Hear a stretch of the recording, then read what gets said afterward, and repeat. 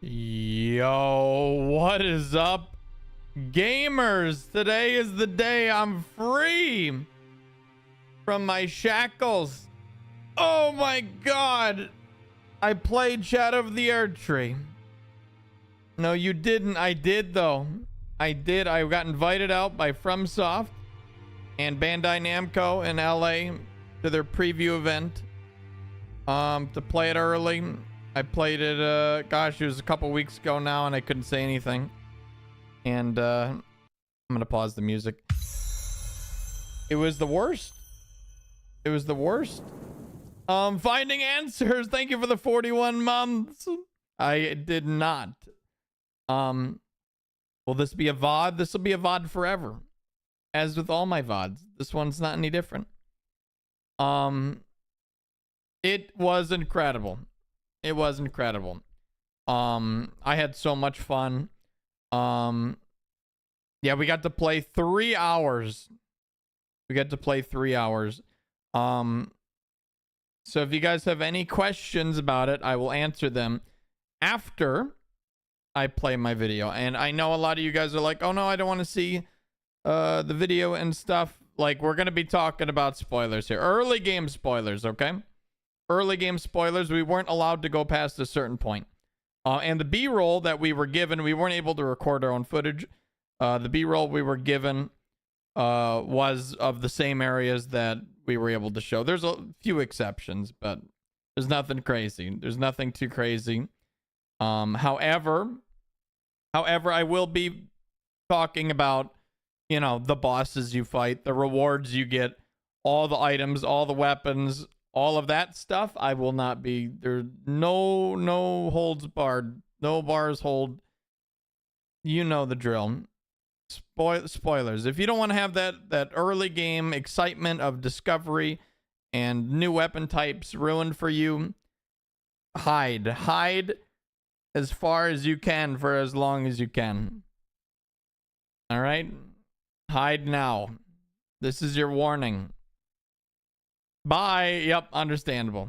Literally hide until release. There's nothing you can do. It's going to be hard to avoid this stuff.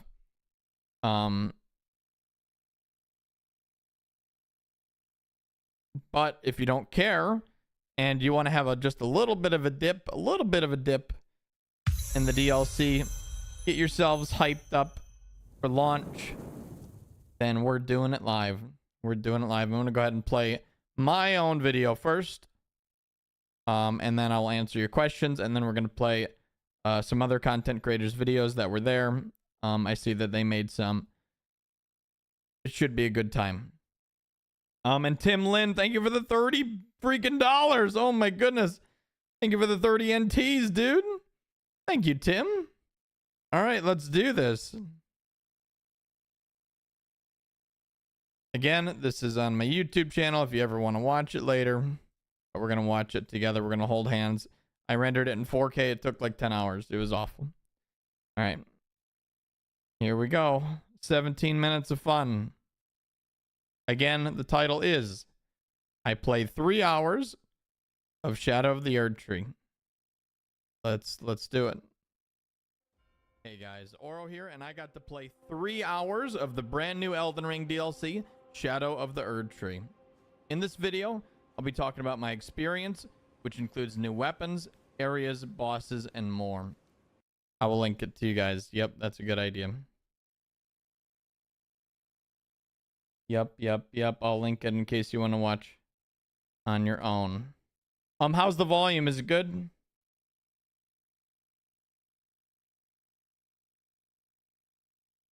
All right, let's continue on.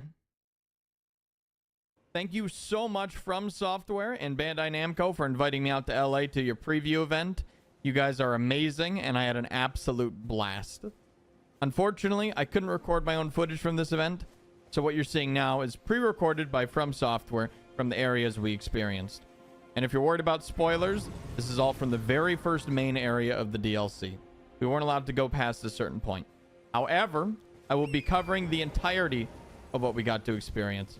So without further ado, let's dive right in.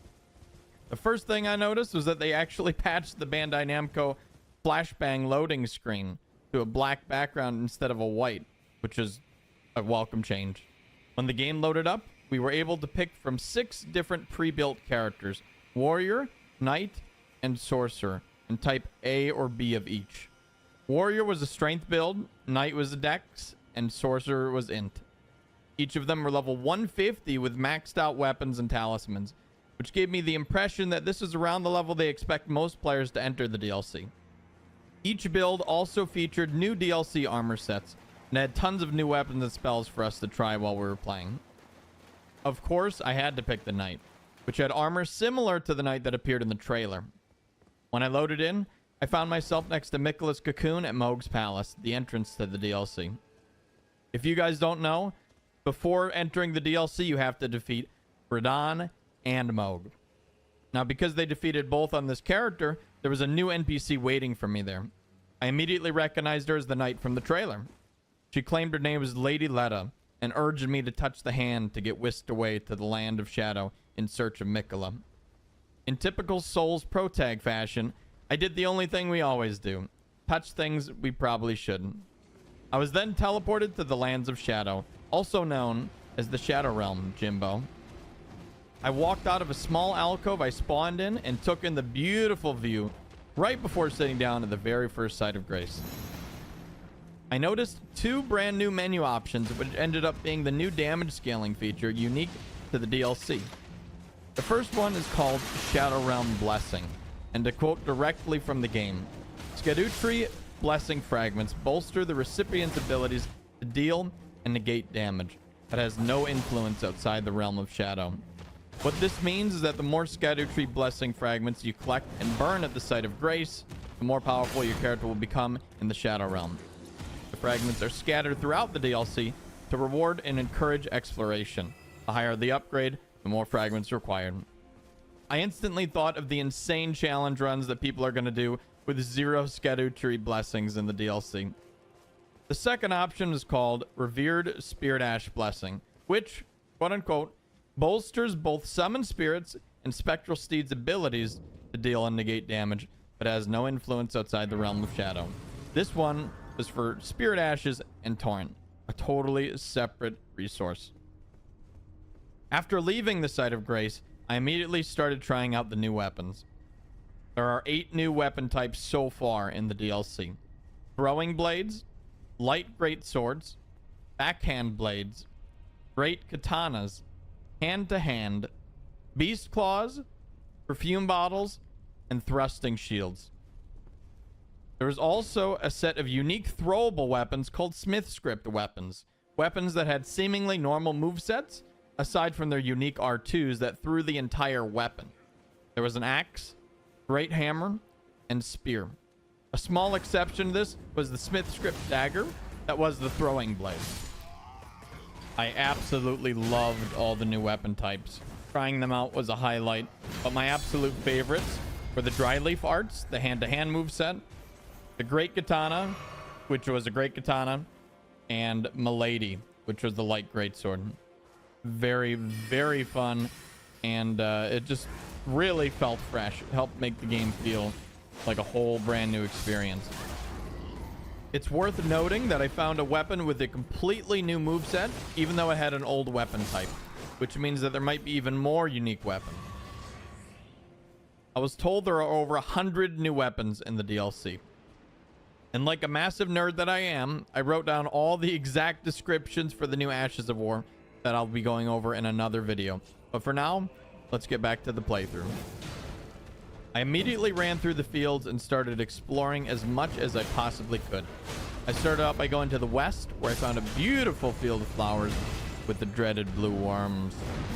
I was shocked to find out that they're actually friends until you attack them. However, at which point they turn red and start beating your ass, Ocarina of Time chicken style. Immediately after fucking around and finding out, a giant gargoyle bird started attacking me alongside them. And me being the coward I am, immediately started running away down some stairs into a nearby catacomb that went straight into a fog gate, where I was greeted by yet another asshole, the Black Jail Knight, a knight NPC from the gameplay trailer with the rapid fire crossbow. I was soon to find out that I had made a grave mistake, and I probably should have taken my chance at the wormies. He used a great sword and a unique Ash of War, which seemed like a sped up vacuum slice, with a follow-up slash that had insane forward momentum. His rapid-fire crossbow's weapon art started off with a slow fire rate, then quickly ramped up into a machine gun of death, similar to a chain gun. He basically one-shot me with every single attack he did, but after a few deaths, I finally beat him, and he dropped his weapon and armor set, the Great Sword of Solitude and the Armor of Solitude. This is when I noticed a brand new feature. There was a recent item tab and a yellow exclamation mark next to new items. Both of these were toggleable in the options and a welcome quality of life addition to the game. After that fun encounter, I went back to Warm Hell and started heading towards the center of the map, which I found a small ruin with some weak shadow enemies. They died in a few hits and were totally pathetic for the most part, until one of them actually hit me and did half my health. It was at this exact moment I knew that the DLC was scaled for higher levels, and realized that the build they gave me only had 50 vigor. I quickly pulled up the map to teleport to Renala, and was surprised to see that the DLC map was completely separate from the base game map. There was a button to toggle between the two. I also discovered a new map feature, Summoning Pool List, which toggled all the summoning pools that were activated on the character. Even after respecing to 60 vigor with Renala, I was still taking extreme amounts of damage from everything. I made it my goal to try to find more Erdtree blessing fragments to upgrade my character. In the distance, I saw the flaming giant from the trailer and immediately went to beat his ass. He stomped me into the dirt and killed me in a single hit. So that didn't go well. After respawning, I noticed the yellow rune in the distance, which I recognized from the trailer. Around it was a site of grace with 2 NPCs.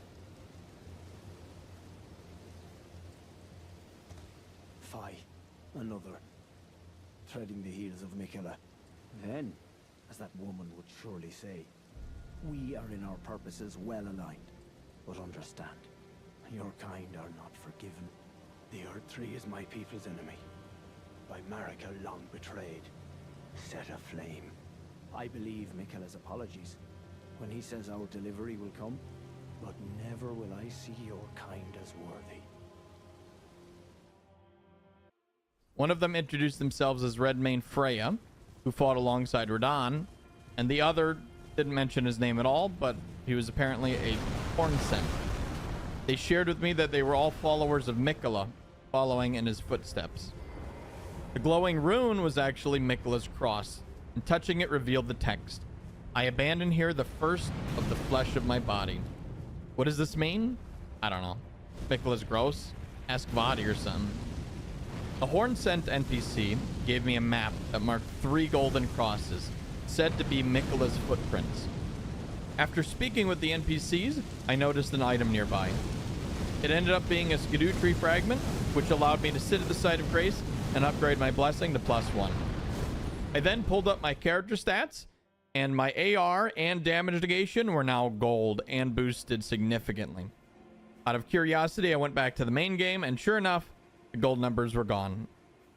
So if you run around and explore and grab all the blessings, your game will be a lot easier. After resting at the Grace, I headed even more west through a small path that led me to a giant set of stairs. Next to these stairs were 2 more NPCs I went to speak with. One of the NPCs was called Ansbach and told me he had worked for Moog, which is a massive red flag in my opinion, but what do I know? He told me there were 6 crosses in total. I then spoke to his companion, Moore, who was a very charming character that ended up being a merchant. He sold some crafting materials, pickled livers, and well-pickled turtleneck, which ended up being stronger versions of their base game counterparts. And in case you forgot, livers grant a boost to damage negation, depending on the type, and turtlenecks grant a boost to stamina recovery. The last thing he sold was a note that talked about sealed spirit springs. It said that you should look for stacked stones nearby and topple them. Spirit strings allow you to jump with torrent, so this is extremely helpful tip. After talking to them, I ran up the big-ass stairs to open a big-ass door, which led me to an Indiana Jones temple of bullshit, where I got ambushed by like 7 scorpions, fought my way through them to the next side of grace, which ended up being the entrance to the very first legacy dungeon, Belurat Tower Settlement. The boss of this area was the Divine Beast Dancing Lion, one of the first bosses you encounter in the DLC. Defeating him grants you his remembrance and his massive lion head helmet. The lion helmet granted 2 strength and 2 dexterity to its wearer. On your playthrough, be sure to go back and chat with the NPC in the area while wearing the lion's head for a fun surprise. The Divine Beast Remembrance lets you choose between a talisman or an Ash of War. The talisman boosts quote-unquote Storm, which I'm assuming means Ashes of War like Stormblade, Storm Assault, Stormcaller, but can't quite be sure. The Ash of War is basically a super-powered Hoarfrost Stomp that can be charged. Anyways, after clearing the area, I went north and found a new dungeon, the Belurat Jail. I had recognized the dungeon from the trailer, but it was unlike anything I've ever seen in the base game. It had this eerie blue hue, and it was filled with tons and tons of living jars. Little did I know that the meaning this time was quite literal, as the warrior guts inside the jar came to life and snuck up behind me. It was absolutely terrifying. They were disgusting and grotesque, and instantly recognizable as something only FromSoft would create. In a weird way, they looked like really fucked up hermit crabs with the jars on their back. The whole dungeon was filled with these horrifying abominations as they hid as jars inside the environment and tried to sneak up on you in hallways and tiny platforms. While going through the dungeon, I noticed an elevator that took me up to a secret room with a great jar helmet. A jar helm that was massive and quote-unquote boosted all size jars. I also found a crafting book to create a hefty cracked pot to throw at enemies. Finally, the boss of this hell dungeon was demi-human Swordmaster Ans, which instantly reminded me of Yoda. He was super small and nimble, jumped all over the damn place. He used Dark Souls 3 Aquamarine Dagger, and he Sekiro deflected my attacks. I can't make this up. He beat my ass for a long time until I realized he had no poise, and I just started spamming and sunlocked him to death. When I finally beat him, he dropped his Spirit Ashes, which allowed you to summon him in battle. I then exited the dungeon, straight out to a lake, where I found a very familiar foe, a bone dragon. As cool as it was, it ended up being a 1/1 dragon reskin from the base game, which was a tad disappointing. He dropped a dragon heart when defeated. Next, I traveled through the thick fog to the north, only to find yet another catacomb, the aptly named Fog Rift Catacombs. Inside, I found lots of nasty ceiling traps with massive spikes 10 times bigger than the base game. I also encountered a brand new type of imp that I immediately hated just as much as the normal imps. There were also some mages spamming spells at me while I was trying to dodge the imps and the ceiling traps, which was super fun. But eventually, I got through it. The boss of this catacomb was the Death Knight, Godwyn's loyal knight. After defeating him, I received his weapon, Death Knight's twin axes, that had the most insane weapon art. It started with a teleport, followed by a spinning slash that had absolutely batshit movement. I was extremely excited and worried at the same time while considering the possibilities in PvP.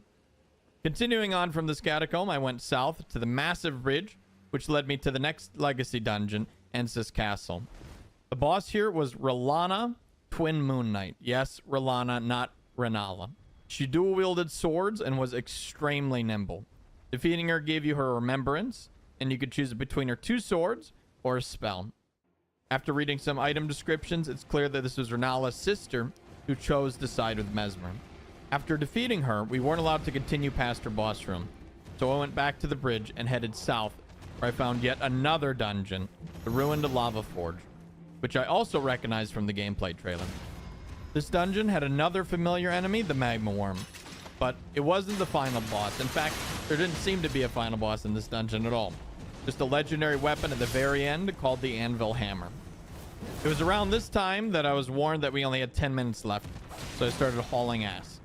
I ran to the hills to the west, where I found a man dying on the floor, warning me not to progress any further. Of course, I completely ignored his ass and ran straight into an NPC invasion.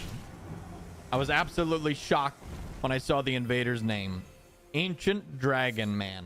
And sure enough, He looked exactly like the dragon forms we came to know and love from the Souls series. This form was more like Dark Souls 2 armored form than anything. And it might just be an armor set, but it looked incredible.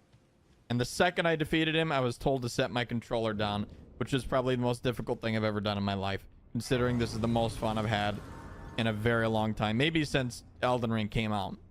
I instantly knew that this DLC was going to be something special, and that even with the 3 hours we had, I barely scratched the surface of what was no doubt another masterpiece by From Software. So that's it. That was my absolutely incredible experience with Shadow of the Erdtree. A quick shout out to my friends at Distortion 2 and Larksa, who helped me put everything together. Honestly, the most fun I had was finding out new things and freaking out about it with everyone. And now I'm thankful I get to share my experience with you guys and do the exact same thing. I hope you guys are all excited as I am for what will no doubt be one of the greatest DLCs of all time. Be sure to stay tuned for the next video where I'll be going over every single item I found in the DLC, including new weapons, armor, spells, talismans, and much more. Be sure to subscribe to the channel for more exclusive Shadow of the Erdtree content coming real soon. And thank you so much for watching, guys.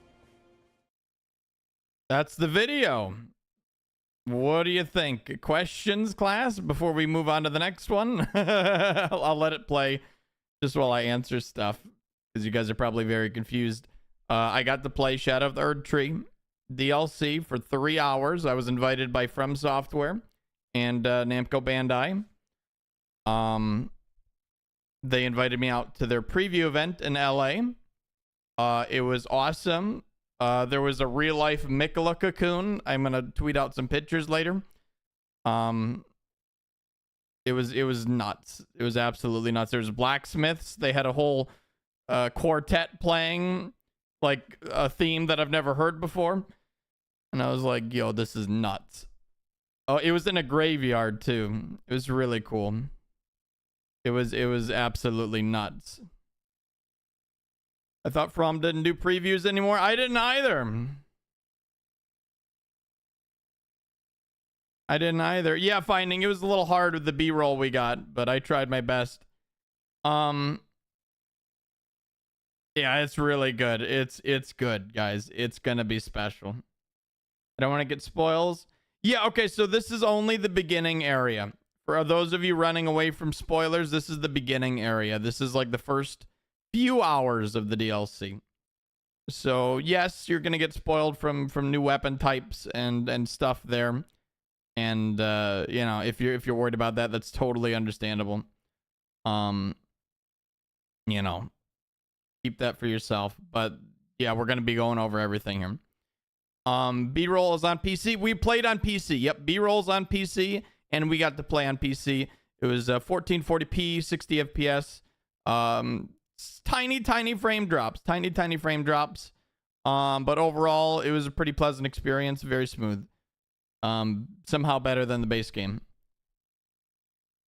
Any new talismans? Yes, lots of new talismans, lots of new armors, lots of new weapons.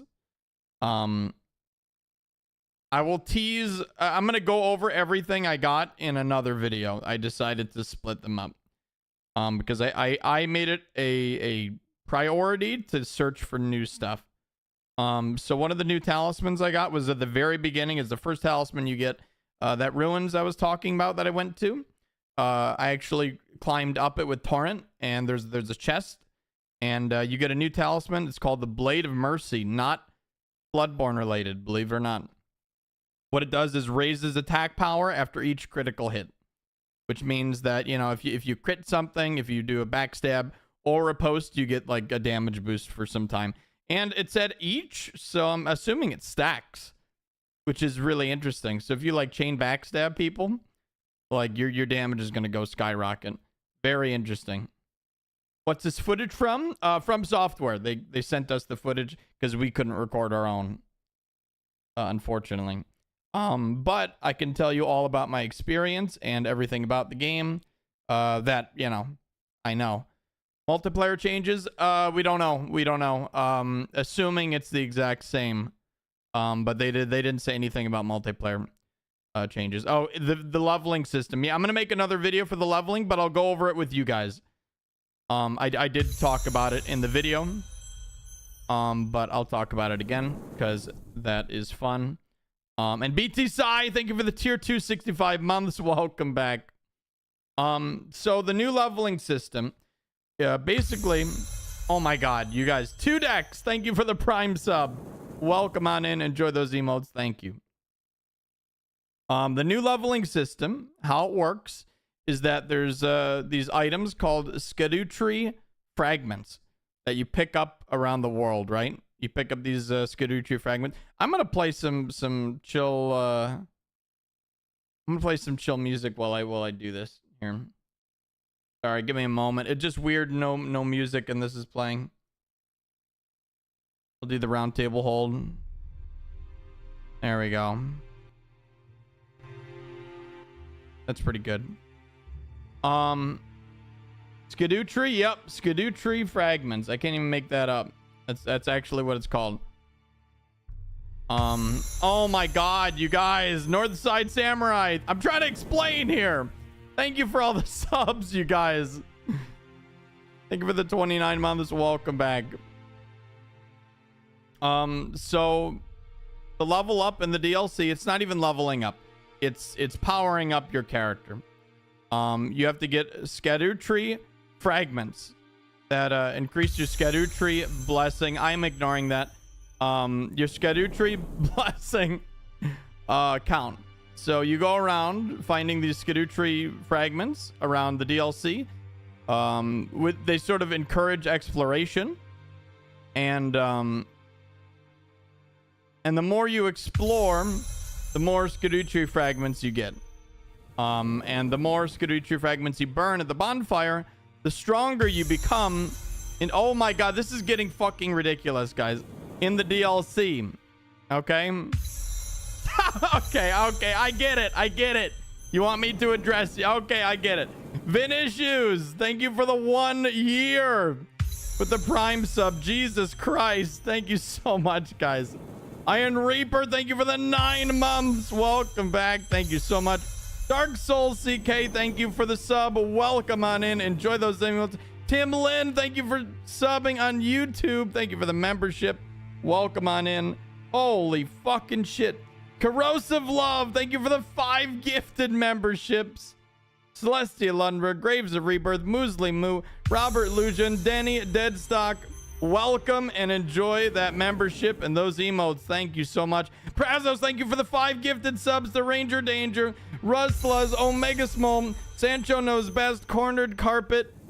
Welcome and enjoy those emotes. Prazos, thank you. Sleepy Rosini, thank you for the prime sub. Welcome on in. And Hans Londa, thank you for the sub. Welcome. Enjoy those emotes. Holy shit.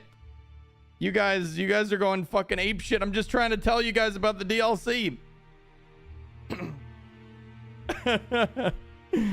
You guys won't let me. Tim Lin, thank you for the 5 gifted memberships. Oh my lord. Lucas, Red Baron, Rezoville, Dead Lumu, and Weeb, thank you so much. Enjoy those emotes. Thank you, Tim Lin. Holy crap. Okay. So. My lord, it's still going.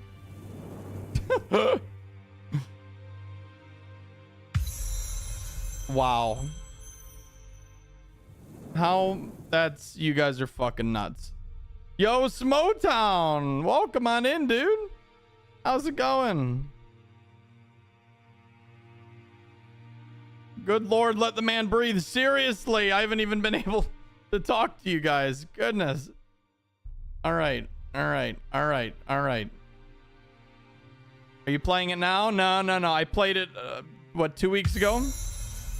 Oh my god, the coop! Thank you for the 1 year, dude. Welcome back. No covenants. No covenants. How?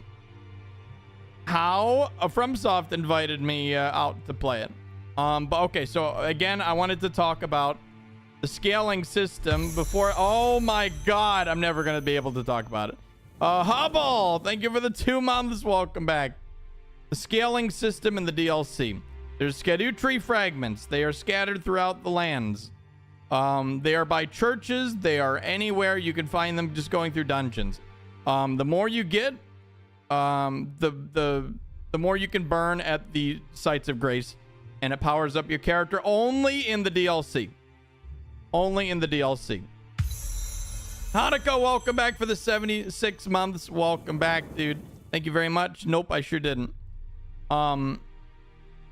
So the system encourages exploration, going through the DLC and actually looking around and finding these fragments to power up your character. And the more you use the blessing, the more you level up your blessing, the more fragments required. Gotta be a mod. It's not a mod, dude. I played the DLC. I got pictures of me with the Mikola statue. I don't know what other proof I need. Crazy ass leak. It's not a leak. This is the previews that just came out 42 minutes ago. I was able to finally talk about this. Everybody has. Vadi put up a video. Iron Pineapple put out a video. I put out a video. They're all up. Check them out. Nobody's played it yet. I literally played it 2 weeks ago. I'm playing it like, okay. I don't want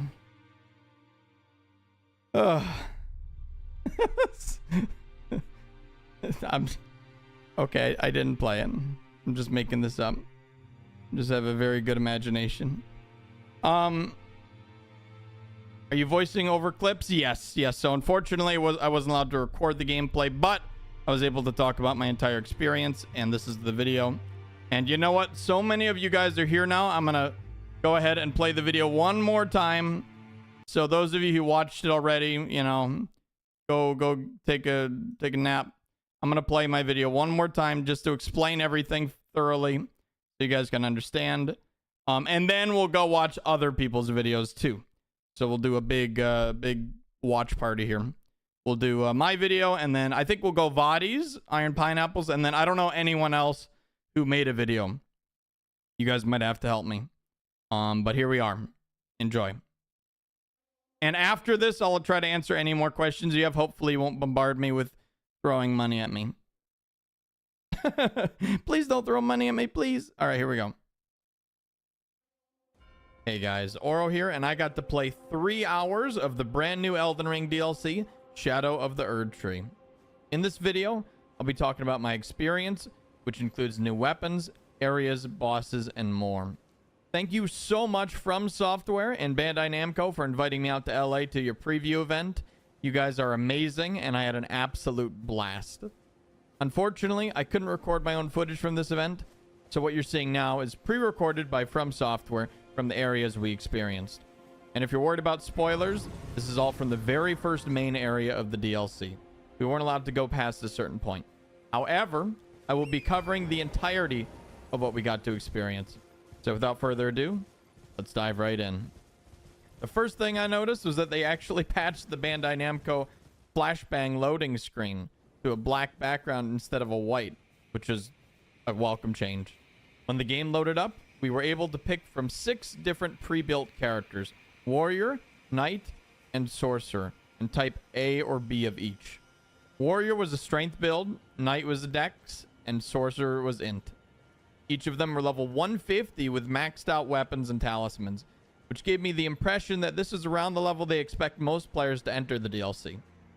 Each build also featured new DLC armor sets and had tons of new weapons and spells for us to try while we were playing. Of course, I had to pick the Knight, which had armor similar to the Knight that appeared in the trailer. When I loaded in, I found myself next to Mikola's cocoon at Mohg's Palace, the entrance to the DLC. If you guys don't know, before entering the DLC, you have to defeat Radahn and Mohg. Now, because they defeated both on this character, there was a new NPC waiting for me there. I immediately recognized her as the Knight from the trailer.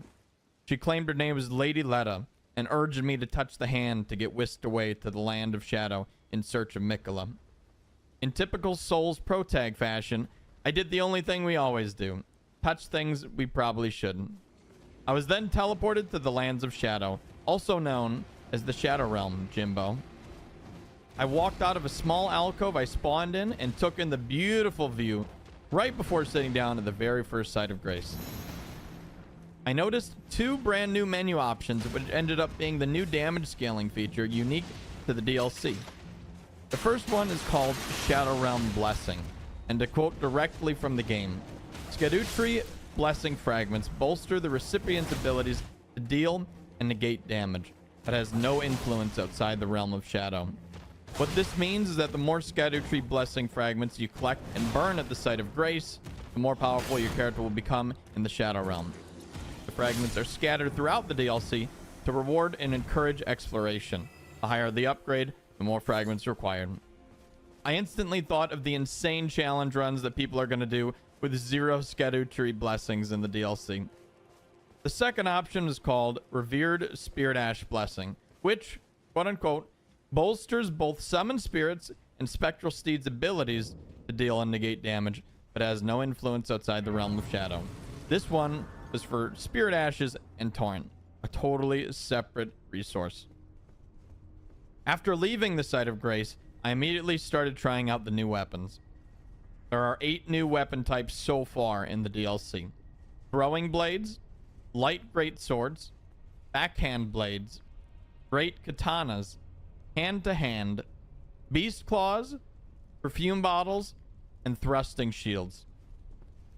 There is also a set of unique throwable weapons called Smith Script weapons. Weapons that had seemingly normal movesets, aside from their unique R2s that threw the entire weapon. There was an axe, great hammer, and spear. A small exception to this was the Smith Script dagger that was the throwing blade. I absolutely loved all the new weapon types. Trying them out was a highlight, but my absolute favorites were the dry leaf arts, the hand-to-hand moveset, the great katana, which was a great katana, and Milady, which was the light greatsword. Very, very fun, and it just really felt fresh. It helped make the game feel like a whole brand new experience. It's worth noting that I found a weapon with a completely new moveset, even though it had an old weapon type, which means that there might be even more unique weapons. I was told there are over 100 new weapons in the DLC. And like a massive nerd that I am, I wrote down all the exact descriptions for the new Ashes of War that I'll be going over in another video. But for now, let's get back to the playthrough. I immediately ran through the fields and started exploring as much as I possibly could. I started out by going to the west, where I found a beautiful field of flowers with the dreaded blue worms. I was shocked to find out that they're actually friends until you attack them. However, at which point they turn red and start beating your ass, Ocarina of Time chicken style. Immediately after fucking around and finding out, a giant gargoyle bird started attacking me alongside them. And me being the coward I am, immediately started running away down some stairs into a nearby catacomb that went straight into a fog gate, where I was greeted by yet another asshole, the Black Jail Knight, a knight NPC from the gameplay trailer with the rapid fire crossbow. I was soon to find out that I had made a grave mistake, and I probably should have taken my chance with the wormies. He used a great sword and a unique Ash of War, which seemed like a sped up vacuum slice, with a follow-up slash that had insane forward momentum. His rapid-fire crossbow's weapon art started off with a slow fire rate, then quickly ramped up into a machine gun of death, similar to a chain gun. He basically one-shot me with every single attack he did, but after a few deaths, I finally beat him, and he dropped his weapon and armor set, the Great Sword of Solitude and the Armor of Solitude. This is when I noticed a brand new feature. There was a recent item tab and a yellow exclamation mark next to new items. Both of these were toggleable in the options and a welcome quality of life addition to the game. After that fun encounter, I went back to Warm Hell and started heading towards the center of the map, which I found a small ruin with some weak shadow enemies. They died in a few hits and were totally pathetic for the most part, until one of them actually hit me and did half my health. It was at this exact moment I knew that the DLC was scaled for higher levels, and realized that the build they gave me only had 50 vigor. I quickly pulled up the map to teleport to Renala, and was surprised to see that the DLC map was completely separate from the base game map. There was a button to toggle between the two. I also discovered a new map feature, Summoning Pool List, which toggled all the summoning pools that were activated on the character. Even after respecing to 60 vigor with Renala, I was still taking extreme amounts of damage from everything. I made it my goal to try to find more Erdtree blessing fragments to upgrade my character. In the distance, I saw the flaming giant from the trailer and immediately went to beat his ass. He stomped me into the dirt and killed me in a single hit. So that didn't go well. After respawning, I noticed the yellow rune in the distance, which I recognized from the trailer. Around it was a site of grace with 2 NPCs. Fie, another. Treading the heels of Miquella. Then, as that woman would surely say, we are in our purposes well aligned. But understand, your kind are not forgiven. The Erdtree is my people's enemy. By Marika long betrayed, set aflame. I believe Miquella's apologies when he says our delivery will come, but never will I see your kind as worthy. One of them introduced themselves as Redmane Freya, who fought alongside Radahn, and the other didn't mention his name at all, but he was apparently a Hornsent. They shared with me that they were all followers of Miquella, following in his footsteps. The glowing rune was actually Miquella's cross, and touching it revealed the text. I abandon here the first of the flesh of my body. What does this mean? I don't know. Miquella's gross? Ask Vadi or something. A Hornsent NPC gave me a map that marked 3 golden crosses, said to be Miquella's footprints. After speaking with the NPCs, I noticed an item nearby. It ended up being a Erdtree fragment, which allowed me to sit at the site of grace and upgrade my blessing to +1. I then pulled up my character stats, and my AR and damage negation were now gold and boosted significantly. Out of curiosity, I went back to the main game, and sure enough, the gold numbers were gone. So if you run around and explore and grab all the blessings, your game will be a lot easier. After resting at the Grace, I headed even more west through a small path that led me to a giant set of stairs. Next to these stairs were 2 more NPCs I went to speak with. One of the NPCs was called Ansbach and told me he had worked for Moog, which is a massive red flag in my opinion, but what do I know? He told me there were 6 crosses in total. I then spoke to his companion, Moore, who was a very charming character that ended up being a merchant. He sold some crafting materials, pickled livers, and well-pickled turtleneck, which ended up being stronger versions of their base game counterparts. And in case you forgot, livers grant a boost to damage negation, depending on the type, and turtlenecks grant a boost to stamina recovery. The last thing he sold was a note that talked about sealed spirit springs. It said that you should look for stacked stones nearby and topple them. Spirit strings allow you to jump with torrent, so this is extremely helpful tip. After talking to them, I ran up the big-ass stairs to open a big-ass door, which led me to an Indiana Jones temple of bullshit, where I got ambushed by like 7 scorpions, fought my way through them to the next side of Grace, which ended up being the entrance to the very first legacy dungeon, Belurat Tower Settlement. The boss of this area was the Divine Beast Dancing Lion, one of the first bosses you encounter in the DLC. Defeating him grants you his remembrance and his massive lion head helmet. The lion helmet granted 2 strength and 2 dexterity to its wearer. On your playthrough, be sure to go back and chat with the NPC in the area while wearing the lion's head for a fun surprise. The Divine Beast Remembrance lets you choose between a talisman or an Ash of War. The talisman boosts quote-unquote Storm, which I'm assuming means Ashes of War like Stormblade, Storm Assault, Stormcaller, but can't quite be sure. The Ash of War is basically a super-powered Hoarfrost Stomp that can be charged. Anyways, after clearing the area, I went north and found a new dungeon, the Belurat Jail. I had recognized the dungeon from the trailer, but it was unlike anything I've ever seen in the base game.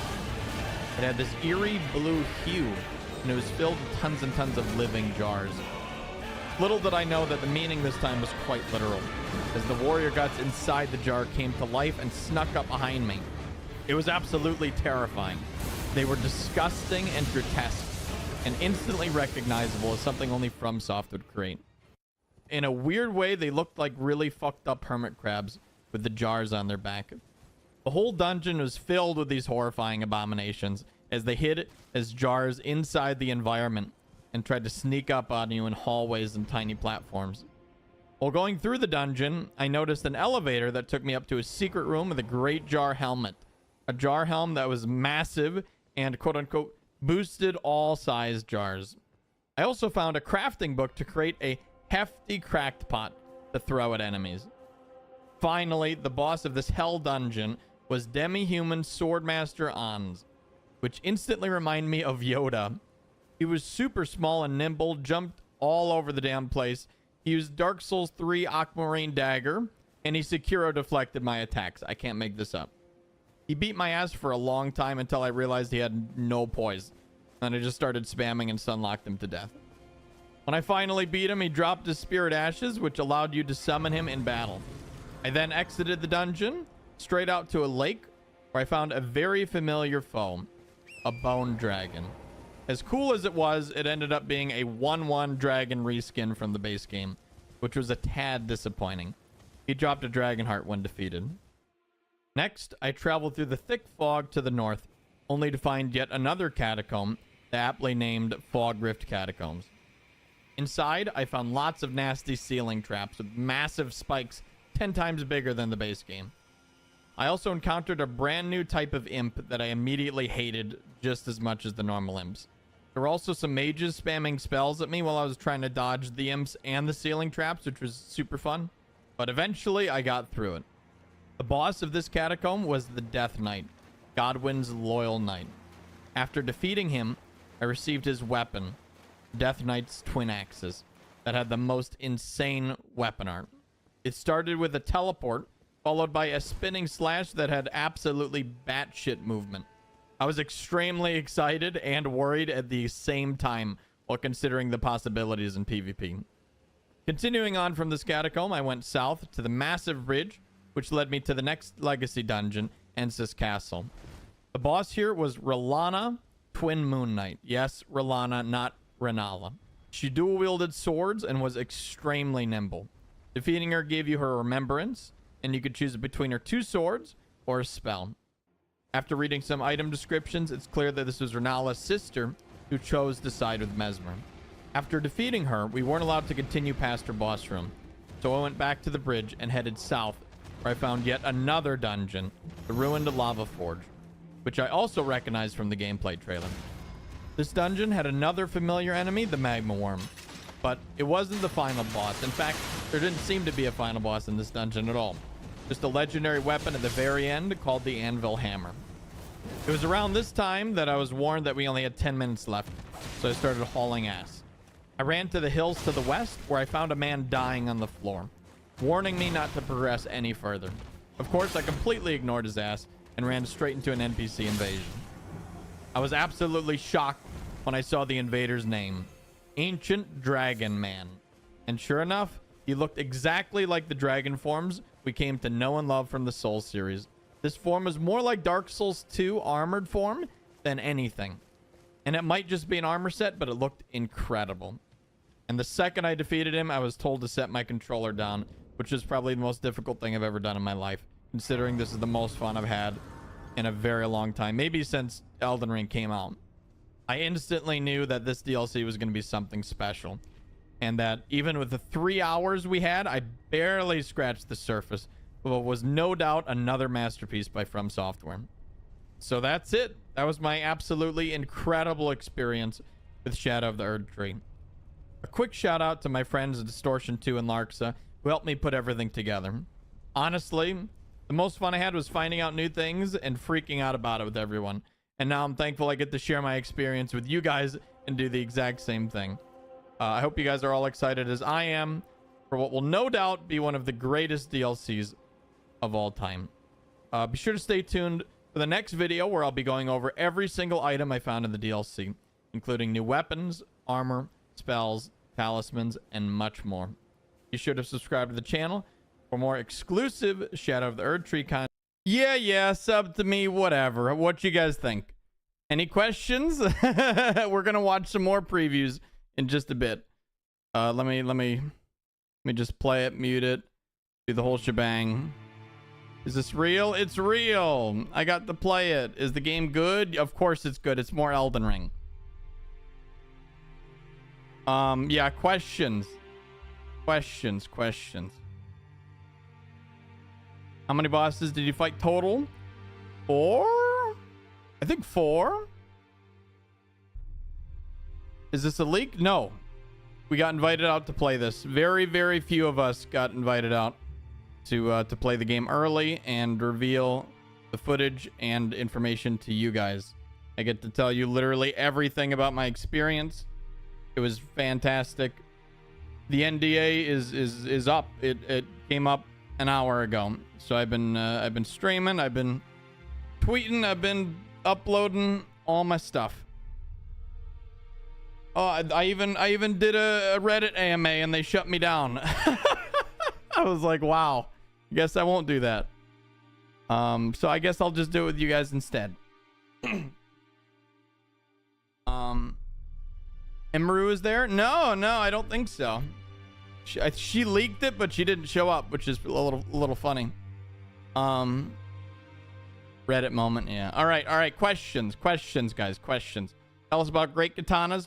They are amazing. I love the running attack. The description was like they use their whole body to thrust, to attack with them, and they're from the land of reeds. Really cool. The weapon art is like a giga Ichimonji attack. It was really fun. Definitely one of my favorites. Is it a dex weapon? Yeah, but it could be infused. You could put it to whatever you want it to be. It was one of those. What did their Nala sister look like? She was very small. But she was like the size of Renala, right? And she had this cool cloak and all blue, and she did moon stuff, of course, and she had dual wield swords. It was nuts. Character creator updated new? No. Character creator is gonna be the exact same. New tarnished NPCs? Yeah, there was a bunch of NPCs, followers of Mikola, that I met across the journey. I talked about it in the video just now, but yeah, how do you enter the world? At Mohg's Palace. Mohg's Palace, you got to kill both Radahn and Mohg. So be sure to do that before the 21st. So you guys can just join in. Do weapons feel broken for PvP? So actually, I made it. So I was the weapon guy. I tried every single weapon type extensively, and there was nothing that seemed out of control for PvP. Nothing I was like, oh god, this is going to be a problem, except that one weapon art. The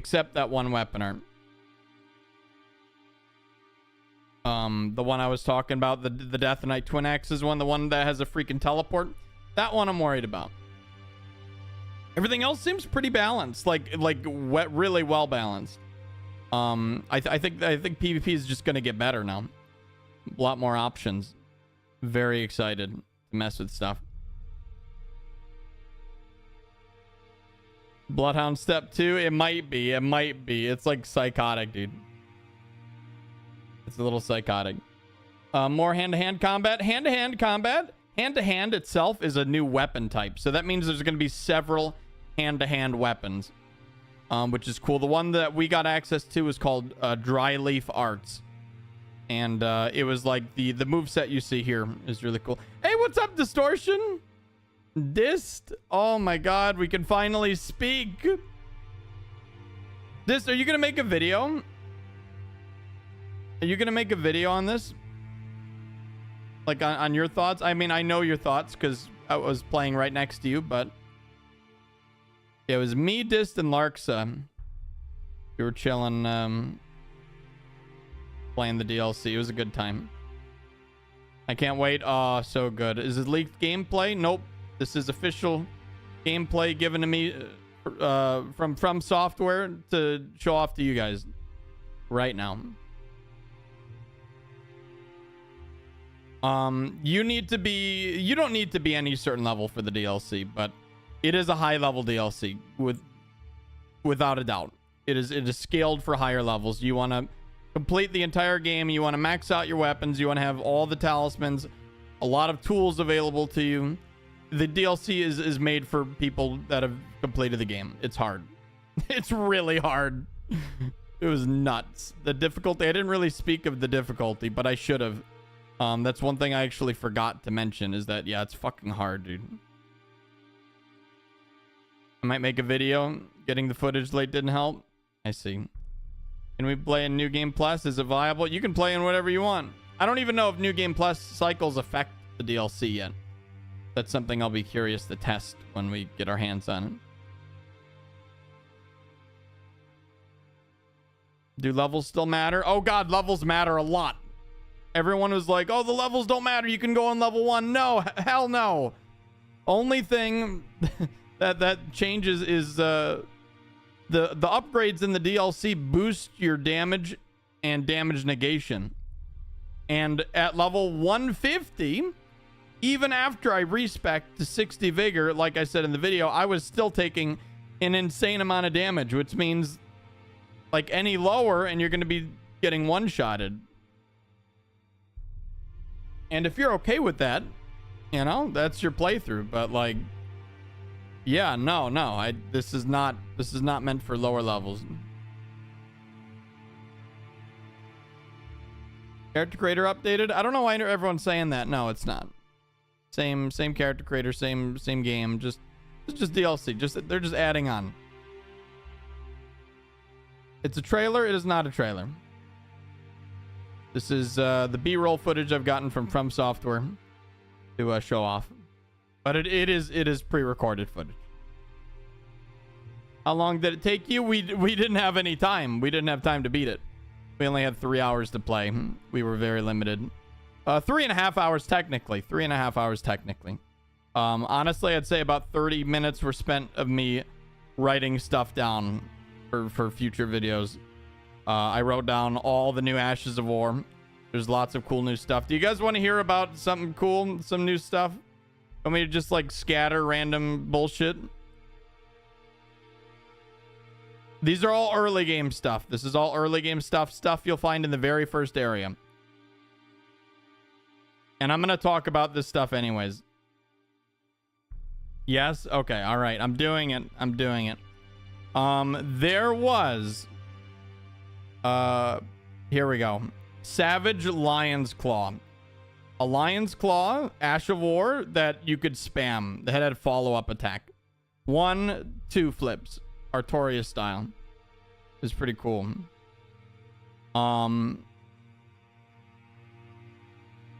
Let's see, what else? Ooh, okay, there was on the corpse that I found the Knight set on. The Oathseeker set, it's called. There was an Oathseeker weapon called the Pata. And the Pata is a straight sword length claw. It's really, really weird. It's apparently the Oathkeeper weapon, or Oathseeker weapon. It's like a super long claws. It's bizarre. It's not in anything, so you'll have to just imagine them, but they're pretty neat. They're bizarre. It says like they're like straight sword claws. It's bizarre. Did you see what Godwin looked like? He's probably dead, but maybe in the DLC, maybe he's in here. We don't know yet. We don't know. I did fight his loyal knight, the Death Knight, in the catacomb. Will the weapon levels remain the same? Yes. No upgraded weapon levels. The only thing that gets upgraded is your character inside of the DLC through Erdtree fragments that are scattered throughout the Shadowlands. The realm of shadow, they say. And I can't say Shadow Realm without laughing because of the Shadow Realm Jimbo memes and just because of Yu-Gi-Oh! In general, dude. It's fucked me up. But they're calling it the Shadow Realm and it's making me laugh. Did you see Mikla? No. Met all his followers, though. All of his followers are scattered around here. Just like chilling. They'll talk to you and give you lore stuff. Can you tell me more about Beast Claws? Yeah, I can talk about the Beast Claws. The Beast Claws were insane. They were super strong. They were super duper fast. It felt like Bloodborne Beast Claws. Have you ever played Bloodborne? It's like those Beast Claws. A little less psycho, a little less hoppies. But the slashing, the constant slashing, you get to see some of the Beast Claws in this B-roll footage I have. But it had a different... The one I had a different weapon art. The one they show off, we didn't get to see. So that's something I didn't know. You know, the big hop up. I don't know what the hell that was. The one we saw had like Wolverine slashes back and forth. It was really cool. Are you playing it? No. I'm not playing it. This is pre-recorded footage from software. I did get to play it though for 3 hours. I'm talking about my experience right now. Any other questions? Any other questions about the DLC that I can try to answer? Any trick weapons inspiration from Bloodborne? Yes, actually. The R'hllana, Renala's sister, drops what is essentially a trick weapon. It turns one straight sword into like two. It's like, bing! It's very cool.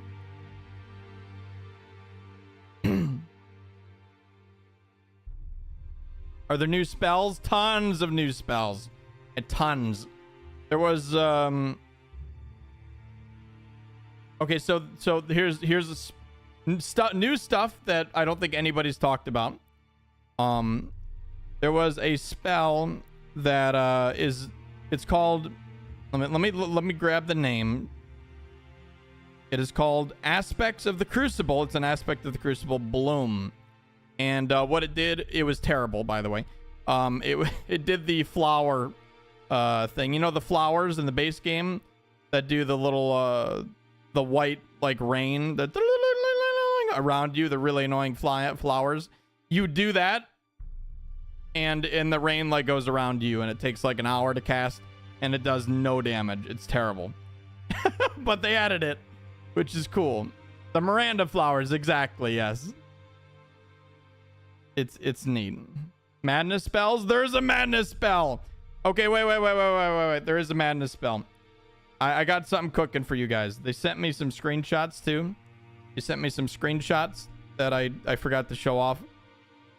These screenshots are, a lot of them are stuff we experienced. Some of them were just interesting. I'm going to show them either way. So here we are. Screenshot. Fun screenshots go. All right, so there's a better look at our friend here, the Horn Scent, the guy I was talking to in the trailer, and a beautiful look at the background there of the DLC. Let me full screen this bitch. This is what I wanted to show you guys. You asked for a frenzy spell. There it is. That immediately came to mind. You literally summon the Eye of Sauron, and it looks like he just goes apeshit. Really cool. Of course, he's fighting the Carrion Giant, which is a reskinned enemy, but I'll forgive him because the DLC is so cool. Make chaos take the world. Isn't it cool? Yeah, there you go. I hope that answers your question. This, of course, is the new piercing shield. He's just chopping the knight in half. I don't know where he is. He's in some sort of castle. Really cool. Remy the Dealer, thank you for the 4 months. Welcome back, dude. I don't know what this is. This is spoilers. That's a cool new enemy. I like him. This is the throwing weapons. You can you actually use the throwing weapons on horseback, on Torrent. So this is the throwing spear that I talked about. The oh god, the Smith script. The Smith script spear. You can hold R2 and just chuck that shit. Really funny. And then this is the new perfumer, actual perfume weapon that you can like just throw perfumes around like infinitely without FP, without, you know, the only thing you're spending is stamina. It's really cool. It's really cool. So you can have a perfume weapon that you actually like attack with, and then actually use perfumes like as a side thing. Yeah, like spark aromatic, the weapon. Really cool. How does bro have this info? I got invited out by FromSoft. They let me play the game early because, I don't know, streamer privilege. I have a good relationship with them. I've been playing these games for a decade now. This is Milady, and yes, you guys made fun of me. No, it's actually called Milady. They legitimately call the weapon Milady. It's the light greatsword. It goes into a stance. Like, this is the stance, the weapon art that allows you to do the R1, which is like a triple slash, and the R2 is like a big stab, big forward stab. The moveset is so sexy. You've seen it in the trailer. Not the trailer, the gameplay that I showed off earlier. Yeah, it's sick. This is going to be a fan favorite. Guaranteed. Milady?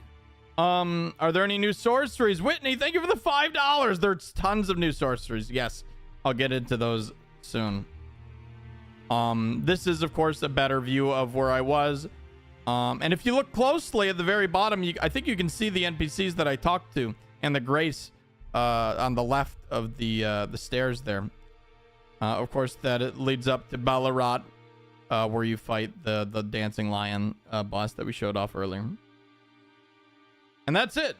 That's it for the screenshots. Just I thought you guys were going to get a kick out of those because I forgot to show them off. Oh, I think we're back on the dancing lion right now. Oh, we were. Whatever. How large is the DLC Limgrave size?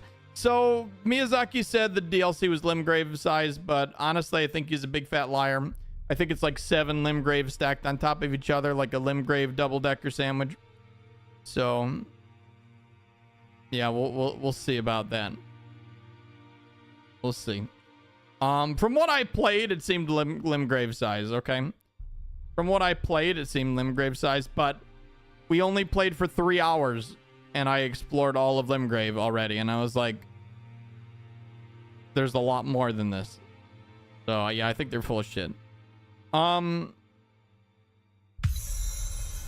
my god, Mr. Poner! Thank you for the 10 years, dude. Holy shit. Perfect timing. Best day ever. Thank you for the 10 years of support, man. Welcome back. Love you, man. Hand-to-hand weapon options. So hand-to-hand, there was only the dry leaf arts that I had. Did you get any remembrance weapons? Yes. Rolana had her dual swords. Again, they turned a single sword into 2 swords. There was a magic sword and a fire sword, which is really cool. So that's going to be sort of like the dancer weapons from Dark Souls 3. Was she easy? Hell no. She was hard as hell. Both bosses were hard as hell. The whole DLC was hard as hell. I'm really upset that I forgot to mention that in my video here, but whatever. It's hard. I'm sure, you know, Iron Pineapple and Vadi are gonna go over how freaking difficult it was. Harder than the base bosses? Yes, much harder than base bosses. Much harder than base bosses, which makes me think that this little clip right here they sent us is bullshit. This guy's a base vagabond, base prisoner. They look like they're level 1. They're about to get their ass beat in this DLC. They're about to get one-shotted by every single thing in this fucking DLC. This is lies and deceit. Do not believe this marketing that they sent me, okay? It's bullshit. And Crispy, thank you for the 3 months. I just had to point that out. Thank you so much, Crispy. I'm going in with my Dark Moon Greatsword build, my int build to start. And then I'll probably respec to try some of these new weapons that I find. Really cool stuff. Do we keep everything we had? Yeah, of course. You go into the DLC with your character. In fact, you need to be on a character that beat Radon and Moog. You need to be on a character that beat Radon and Moog. Any other questions? Any other questions about the DLC? Any new Godskin related stuff? No, but there was something cool for me. I really like the Red Lightning stuff. I really like the Dragon Bolt stuff. And there was Red Lightning, Dragon Bolt, craftable throwing pots. And I was like, hell yeah. Hell yeah, another item for my my Crimson Dragoon character to use, because he uses all the Red Lightning stuff. So we get some cool Red Lightning pots confirmed here first. New faith weapons and spells. Yeah, a couple new faith weapons and spells. There was a ranged Wrath of the Gods. You like shot it out. You actually see it just earlier in this clip. I'll go back. He uses it right before he engages on these idiots with the backhand blades, which I loved, by the way. I did use the backhand blades a lot. They were a little out of control. There you go. You see that cast here? It's called, what is it? Wrath from Afar, I think it's called. Woo! It was really fun to use. Let me double check here. That spell was called, I took a lot of notes. Yep, Wrath from Afar. When you're good, you're good. Also, something really cool is they're giving us the minor Erdtree spell. The spell that Melina uses that you can't normally get. And I was like, whoa, so cool. It does like a little bit of health regen, the same thing. Really cool. Really cool. The little regen tree that Melina uses, yep. They're giving us that. Really cool. No black flame stuff? No black flame stuff. Not yet. What else? What else? Oh, gravitational missile. You guys have seen already. It shoots out the little gravity missile and then it like sucks people in and like does a shit ton of damage. Really cool spell. Oh my god, the coolest spell I forgot to mention. There's a teleport spell. Merrim's Vanishing. You know Merrim, the bitch that teleports super cheats in the base game? You know, the one that super cheats in the base game? Don't get too excited. Don't get too excited. From the tower. Yep, from the inverted tower. When she's like, pew, pew, pew, and she teleports away while she's charging. Well, we get that spell. Is it like set location, then return? No. How does it work? So it goes 2 feet. It goes literally 2 feet, okay? You have to cast, and it goes 2 feet, and there's like a delay. And it has iframes, but literally you teleport like 2 feet. It's really sad. It's really sad. I was really excited about it, but it's actually pretty sad. I'll replay the video because we're just chatting. That's kind of bad. Yeah, I mean, it's just, why just roll instead, right? I don't know. It's Vow of the Indomitable. Yeah, it's Vow of the Indomitable, except you move. You get to pick the direction. It's sort of cool. And it is a teleport. It's called Merrim's Vanishing. It's not good, Chad. It's not good. I tried to make it good. It was just not good. Little bit of a bummer there. But again, there's so much other cool shit that, like, who cares? Probably for the best. Yeah, imagine PvP. Like, have you guys seen Convergence mod with the teleports? Oh, boy. Okay. Oh, new consumables. New consumables, chat. I'm going to spoil this. Here we go. There was if you guys heard of Divine Blessings from Dark Souls, there's something called Marika's Blessing in the DLC. It's a full heal. There's only, I think you can only hold one at a time or something like that. I hope, please. Oh no. Yeah, oh no. Everybody's saying oh no. Yeah, people are gonna dupe that shit so fast.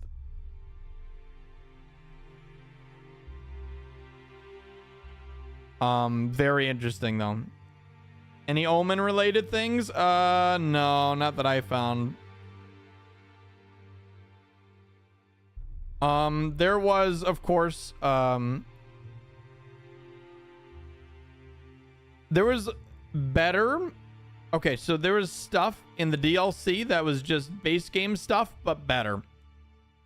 For example, I talked about it in this video, but you know, the turtlenecks, it just grants more stamina recovery in the DLC. There's a well-pickled turtleneck. There's pickled livers of all different kinds, which gives a larger boost to damage negation of whatever type it is. There was a Mesmer fire buff. There was a Mesmer fire buff, like Mesmer's flame. And it's like actual like craftable item that was just a stronger. It said the description was adds heavy fire damage. So basically it means that all your buffed consumables are going to be replaced by DLC buff consumables with a little more damage. And that fire one in particular is going to be cool because I think it had a unique sort of like dark fire. I didn't actually use it, but it looked different. It looked unique. I should have in retrospect, but you know. Very cool stuff. There's also Shadow Realm runes that had a way higher rune drop, you know, around the world, which means that I think that people are gonna end this DLC at like level like 250 or some shit. Like I have a feeling it's gonna start giving a lot of runes. These Shadow Realm runes, like the power creep is gonna be insane. That's my guess. Is that the power creep is gonna be just out of control. Sleep spells, no sleepy stuff, no sleepy stuff, no status stuff. Besides a new talisman I found. I spoiled it.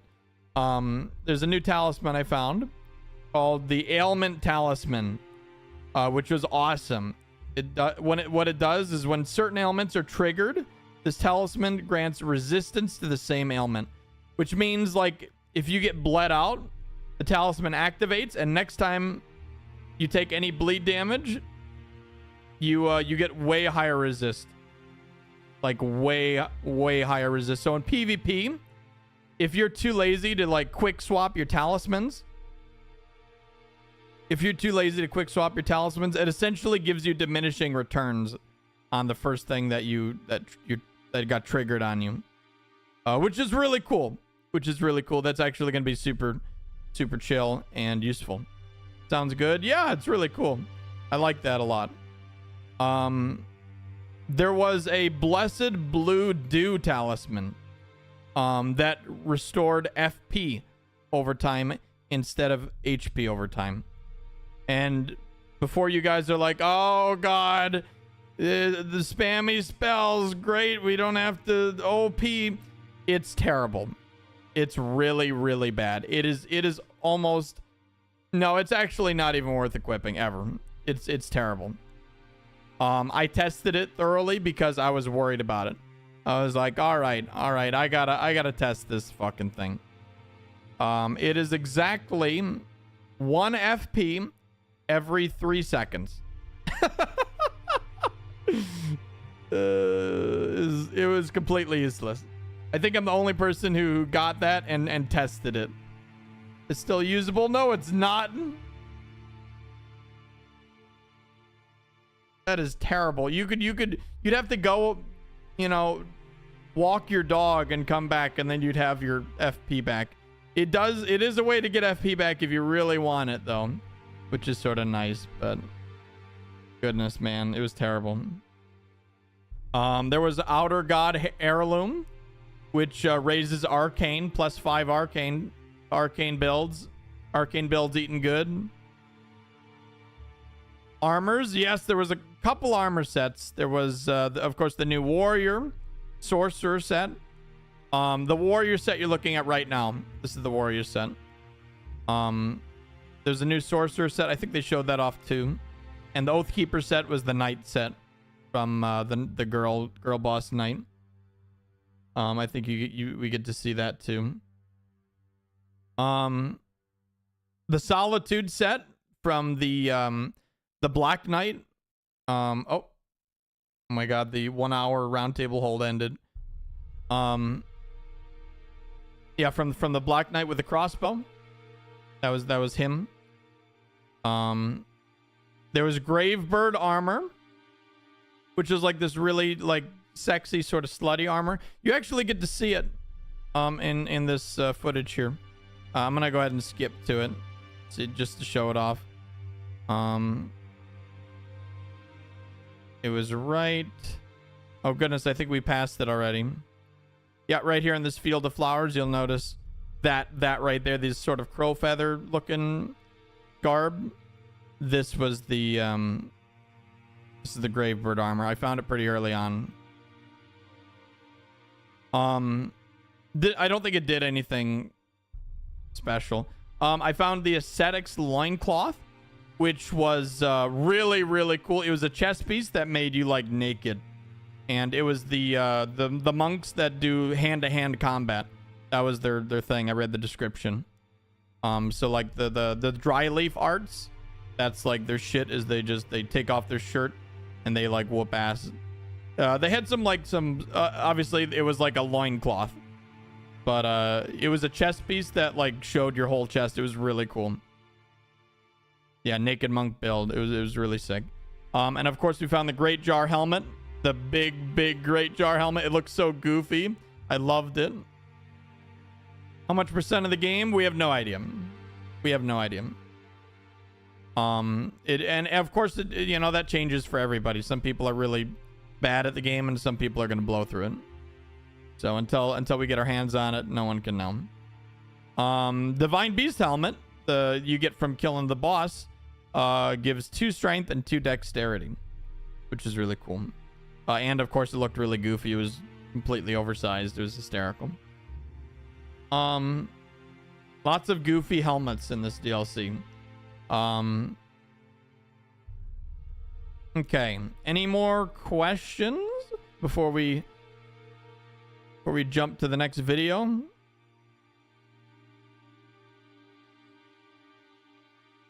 What stat were the fist weapons? Any stat you wanted them to be. Very low stat requirements, but you could infuse them. You could infuse them. You could infuse most of these new weapons. Thanks for the video. No problem. Anything of Mikla? Mikla's called The Kind, and we're following in Mikla's footsteps, and he left crosses with his guts behind, which is a little gross. That's it. And he's got a bunch of followers, so he must be doing something right. Got at least 6 of them. What do you mean by infuse them? You know, like with Ashes of War, like in the main game. It's a normal thing. PvP covenants? No, you wish, Chase. You wish. No PvP news, guys. No PvP news. Dragon form? Yeah, I got invaded by a dragon form, dude.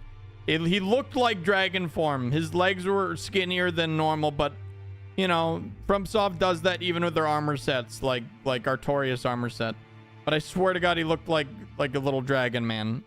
So it might be dragon armor, or a dragon form, who knows? But it was really cool, regardless. What's the boss name? Divine Lion something. Divine Beast Dancing Lion. That's him. And then R'Lana, Twin Moon Knight. Those are the big 2 here in the first area. And of course, they wouldn't let us go past this because they didn't want us to spoil any more than the beginning areas. Can you fast travel back to the main game whenever? Yep, they were 2 separate maps. They were 2 separate maps. You guys can check out my video. I sort of go over a lot of this stuff on my YouTube channel. Does anything carry over from the base game? Everything does. Everything does. This is just more Elden Ring. It's an expansion. What is this? This is the DLC. This is pre-recorded footage that FromSoft gave to me to show off to you guys. I'm not playing. I did play, however, for 3 hours at the event they invited me to, which was very nice of them. I love FromSoft and I love Namco. I think we're ready for the next video. Yep. I think you're about right. I think you're about right. You like it? Yes, it's fucking amazing. It's gonna be peak. I'm so excited. After playing it, that's all I've been. I haven't been able to talk about this for 2 weeks, guys. It's been torture. Like, I've been wanting to talk to you guys about this. Was Vadi there? I went to the US one. He went to the Australian one, so no, unfortunately, or else I would have, you know, hung out with him, but I haven't seen him since Dark Souls 3. Did you meet the man himself? No FromSoft was able to attend.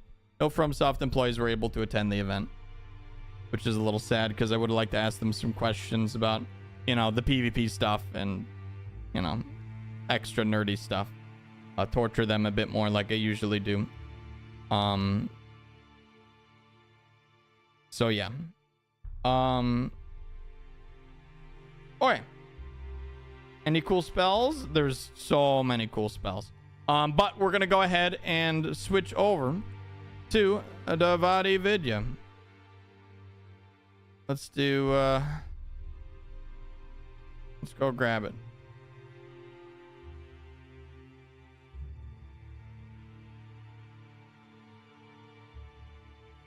All right.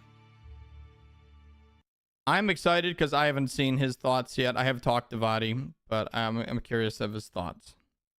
So let's freaking do it. After you interact with Miquella's cocoon, you're transported here to a small cave that opens up to a view of this, what they're calling the Erdtree.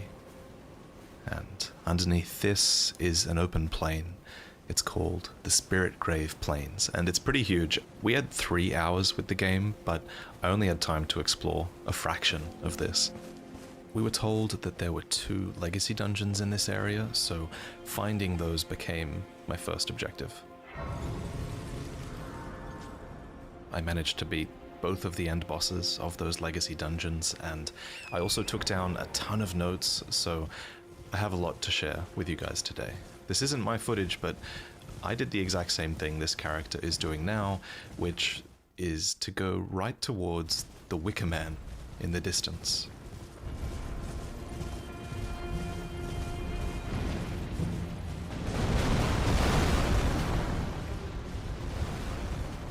The map of this area says that the entire expanse is marred by the harrowing ravages of war, and this guy is obviously one of the vestiges of that war.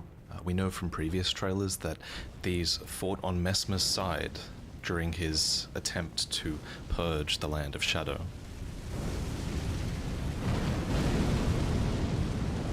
You know how everyone fights the Erdtree Sentinel as soon as they first start Elden Ring? This is a lot like that. This boss takes like no damage, and I think you'd probably be better off fighting him later on. So that's what I did. I bravely ran away towards this area that you see ahead of me. This is a crossroads. It's an intersection between Castle Ensis on the right and Ballarat Tower Settlement on the left. Little did I know though, the fire giant was still aggroed onto me this entire time, so he came up behind me and killed me while I was talking to these 2 NPCs. Fie, another. Treading the heels of Miquella. Then, as that woman would surely say, we are in our purposes well aligned. But understand, your kind are not forgiven. The Erdtree is my people's enemy. By Marika long betrayed. Set aflame. I believe Miquella's apologies when he says our delivery will come. But never will I see your kind as worthy. Okay, so that character you just heard talking, his dialogue cuts off there in this footage. However, while I wasn't able to record footage at the event, luckily I can type as fast as NPCs can talk. So here's the dialogue you just heard, and here's the other dialogue he spoke that I wrote down. I transcribed all of the dialogue from all 8 NPCs that I met, but this might be considered spoilers to a lot of people, so I'll only share it later in the video. By the way, this is the entrance to Ballarat, the Tower Settlement. This was the first legacy dungeon I explored.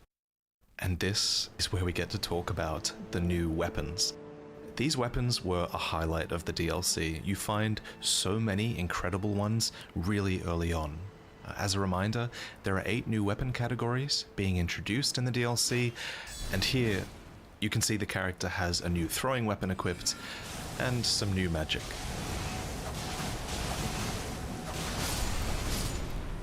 Now the character switches weapons to equip the Dryleaf Arts, a new type of hand-to-hand combat.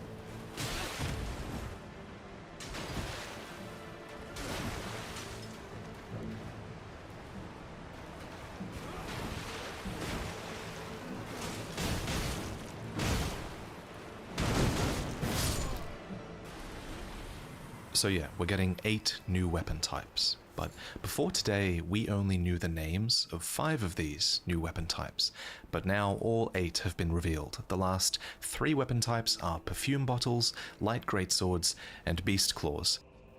You're about to see the beast claws.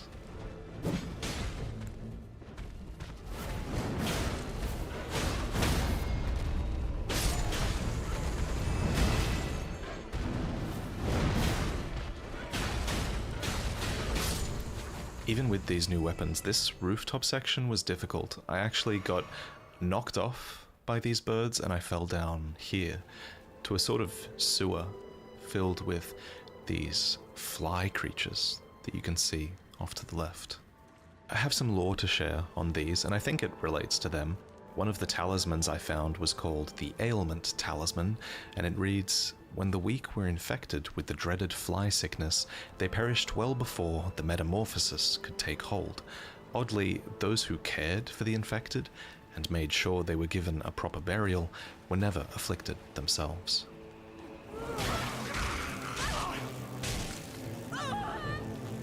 Also, this is where you get to see one of the new perfumer weapons.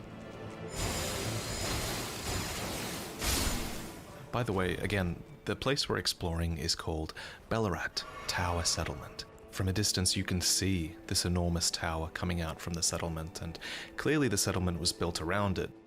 So what is this tower? Well, I found an item in this area called the Bone Bow, which imbues arrows with vengeful spirits, and it explains how the tower was once a place for ancient hexing arts. Maybe that explains why we're fighting so many spirits in this area. But I think this tower is hiding a huge secret, because in front of the tower I found a note that explains where this tower leads. Apparently it leads to the Gate of Divinity, which I think could explain the very nature of the lands between, as well as everything we saw with Marika in the previous trailer. So the tower is our objective, but to get there first we have to defeat the divine beast that guards it.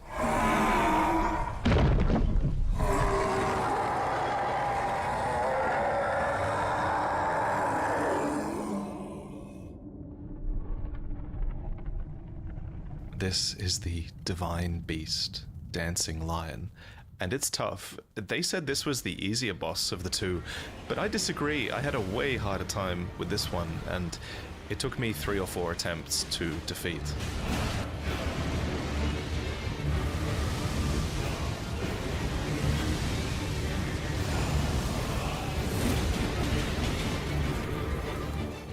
Briefly here, we see the player use a new weapon, a thrusting shield, but there are some attacks you can't block against. The remembrance of the Dancing Lion tells us that when the Impaler's army assailed the tower, the ritual of the lion dance was turned towards martial ends, its divinity, its fury, its light-footed beauty. And according to a charm I found, divine beasts are messengers of the heavens, and their rage mirrors the tumult of the skies, of which storms are the pinnacle. After defeating the divine beast, I went across that bridge in the distance, and I cleared the second legacy dungeon, which is called Castle Ensis. There's no footage I can show of that, but afterwards I did actually come here and I noticed these guys fighting. This player is about to show off the new reverse hand swords, and also this new multi-shot crossbow.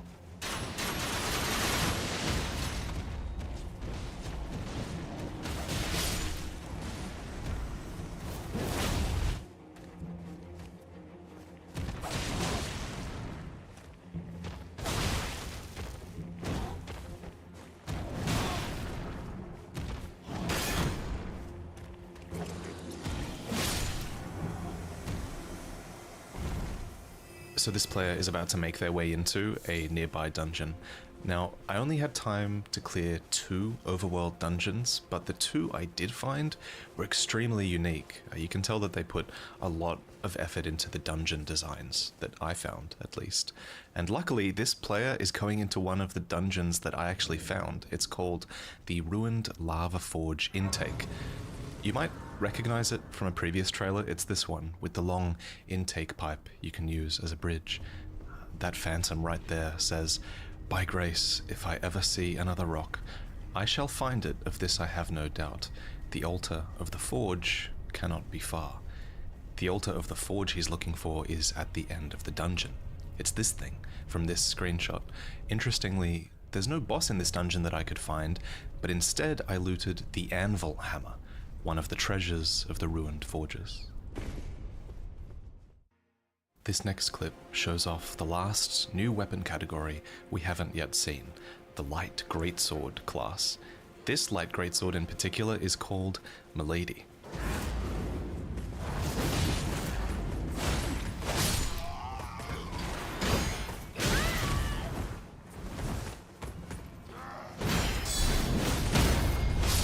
Okay, these new weapons are really something. I guess light greatswords basically then are weapons with the length of a greatsword, but with an elegant moveset that makes use of how light the weapon is.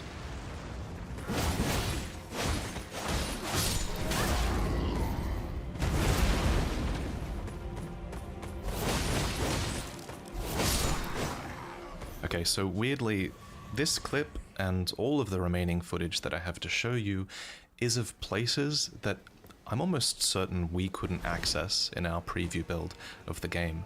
I think these places exist if you progress past the second legacy dungeon in this starting area, but they were watching very carefully to make sure we didn't do that. I don't think we could get to these places, but regardless, this is probably a good point for us to transition into what will be the second part of this video, where from this point on, I'm going to go into extreme detail on everything I experienced, even stuff that I can't show. So that means every item description, every NPC I met, and I'm also going to talk about what's actually inside that second legacy dungeon, which is called Castle Ensis. Honestly, I'd only really recommend watching this point onwards if you're extremely lore hungry and you just really want to know everything you can about the story before you play. So pause the video, think about whether this is for you, because my goal on this channel is to enhance your enjoyment of these games, and if you think going in blind or blinder would enhance your experience, please do that. What do we do? What do we do? I don't mind lore. I like the lore, especially from the part that I played. Obviously, you guys can be different. What do you guys think? Do we continue? Do we turn around? Do we watch Iron Pineapple's video instead? Keep going. Lore, lore, lore. Continue. Play it. All right. All right, gamers. If you wanna, the majority says keep on going. So if you want to turn back, you guys gotta skedaddle out of here. But you can come back and we'll watch Iron Pineapple's video together too. Just watch this. It's pretty good. Yeah, Vadi's doing an excellent job. He's got a lot of things that I didn't. Most of the stuff is similar to my video already, but yeah, we play the same damn DLC. So I'm curious to see if there's anything more that I may have missed that he got. All right. Let's keep on watching. Yeah, I'm very much enjoying this. With that said, let's start at the very beginning, at Miquella's Cocoon. So, when you first arrive at Mohgwyn Palace to enter the DLC, someone is already there before you. Her name is Leda, the Needle Knight. I won't narrate all her dialogue, but this is what I've transcribed, so feel free to pause the video and read all of that. But basically, she's the character who has talked a few times already in previous trailers, and you might have seen her recently in this incredible concept art that they put out. Basically, Leda is the de facto leader of Miquella's band of faithful followers that seem to be tracking him throughout the DLC. Now, you touch Miquella's Cocoon, and you're instantly transported to this cave. There was no cutscene for us, but I wonder if that's because maybe they already activated the cutscene when they were setting up this build for us to play. Regardless, you head out into this plain that's full of graves and what's called spirit grave grass. The Skadu tree looks over it all, and we know the name of this tree from a Shadow Realm rune, which is basically just a consumable rune that says, "The Skadu tree is the shadow of the Erdtree. No wonder grace shines ever so brilliantly." So apparently golden remnants of grace are still bestowed upon those who fall in the realm of shadow. And there's another item that talks about it. It's a Skadu tree fragment, which says, "It is said that when the Skadu tree crumbles from its core, that it will scatter across the entire realm of shadow. The people of the Erdtree collect the splinters and use them in prayer." The icon for the Skadu tree fragment looked just like that black burnt Erdtree, but with the golden sort of syrup inside. And these fragments were important because these are the fragments that give you a bit of a damage boost or a damage reduction exclusively when you're within the shadow realm, and I think they're meant to really motivate you to explore the open world, because I found the vast majority of these in the open world. I didn't find any, I don't think, in a legacy dungeon, so they're really meant to motivate your exploration. Another item that's similar to these that you also hand in at a site of grace are revered spirit ashes. Now, these are an item that when handed in bolster both your summoned spirits and Torrent's ability to deal and negate damage. Obviously in Torrent's case it just reduces the damage you take. But again, these have no influence outside the Land of Shadow. And speaking of summoned spirits, I found 3 in the DLC, and each of them had really good lore associated with them. The ash I used the most were the Finger Creeper ashes. Finally, we get lore on the Finger Creepers. I used this in my Lion Dancer fight. It actually came in really clutch because I was about to die, but then the Finger Creeper used an AoE heal and got me through the fight, and I think that's the fight I ended up winning on. The other Spirit Ash that I think was the strongest was called Andreas Black Knight Commander, and here's the description for that one. I think, if you pause and read that description, I think that might be the most lore-significant description that I wrote down out of my entire play session. But I don't have too much time to speculate on this video. I will just say it's very interesting that it says Messmer fled from the Erdtree. Did he assault or burn the Erdtree, maybe? The summon is very strong, it uses a lot of FP, and it looks obviously just like the Black Knight commanders that I'm showing in these screenshots. The third and final Spirit Ash I found were the Gravebird Spirit Ashes. Now, the Gravebirds are this enemy that you can see in the footage. There were also a lot of them sort of sitting on top of trees to the left here in this scene. You can't see them, but they were guarding a small mausoleum here.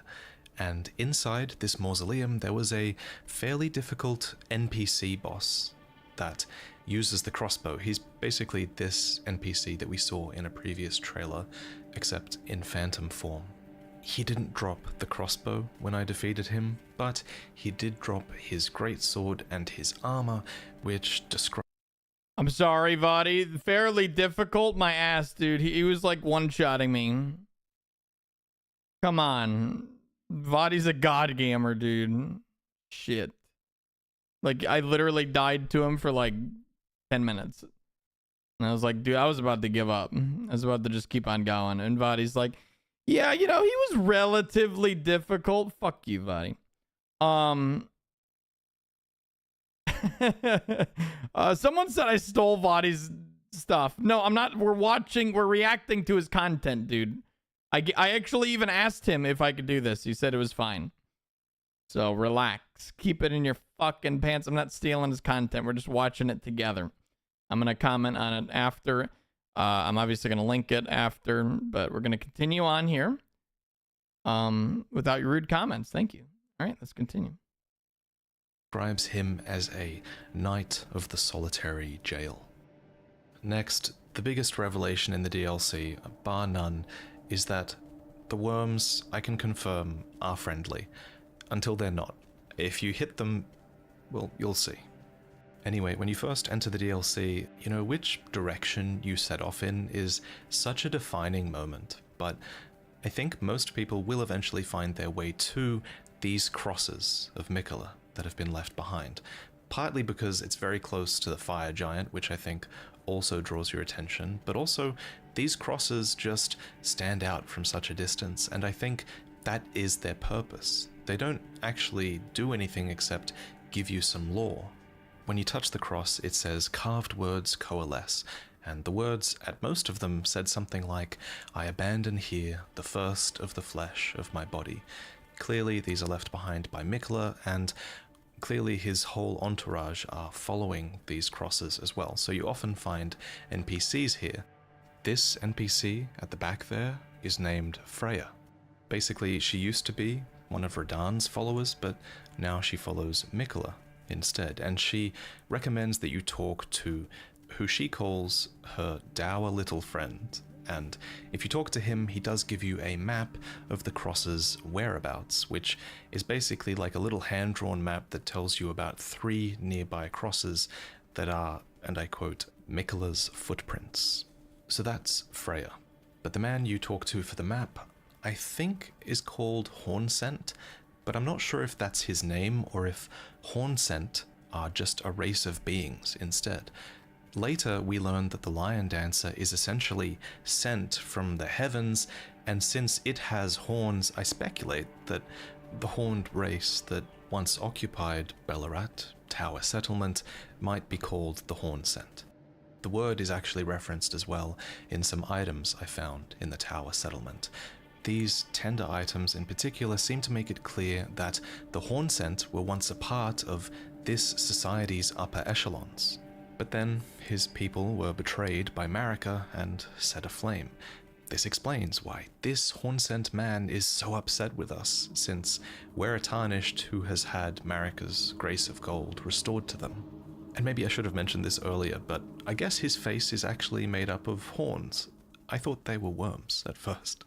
Before you enter Ballarat Tower Settlement, there's a small camp off to the left here that you can't see, and it features 2 more members of Mikola's faithful followers. Their names are Ansbach and Moore, and luckily we've got pictures of them from previous trailers. Let's talk about Moore first. He's a bit of a gentle giant, and he sells things. Things, he says, bring joy to all. I'll list a couple of the more interesting descriptions from items he sold on screen. Notably, there was knot resin and a sealed spirit spring note. The other NPC here, and I might be butchering their name, but their name was Ansbach. He's a man who's put his fighting days behind him, and now instead he dedicates himself to discerning Mikola's true purpose in the Land of Shadow. It's an important reveal because it reveals that those who follow Mikola do so out of faith. They probably can't claim to know his true motives.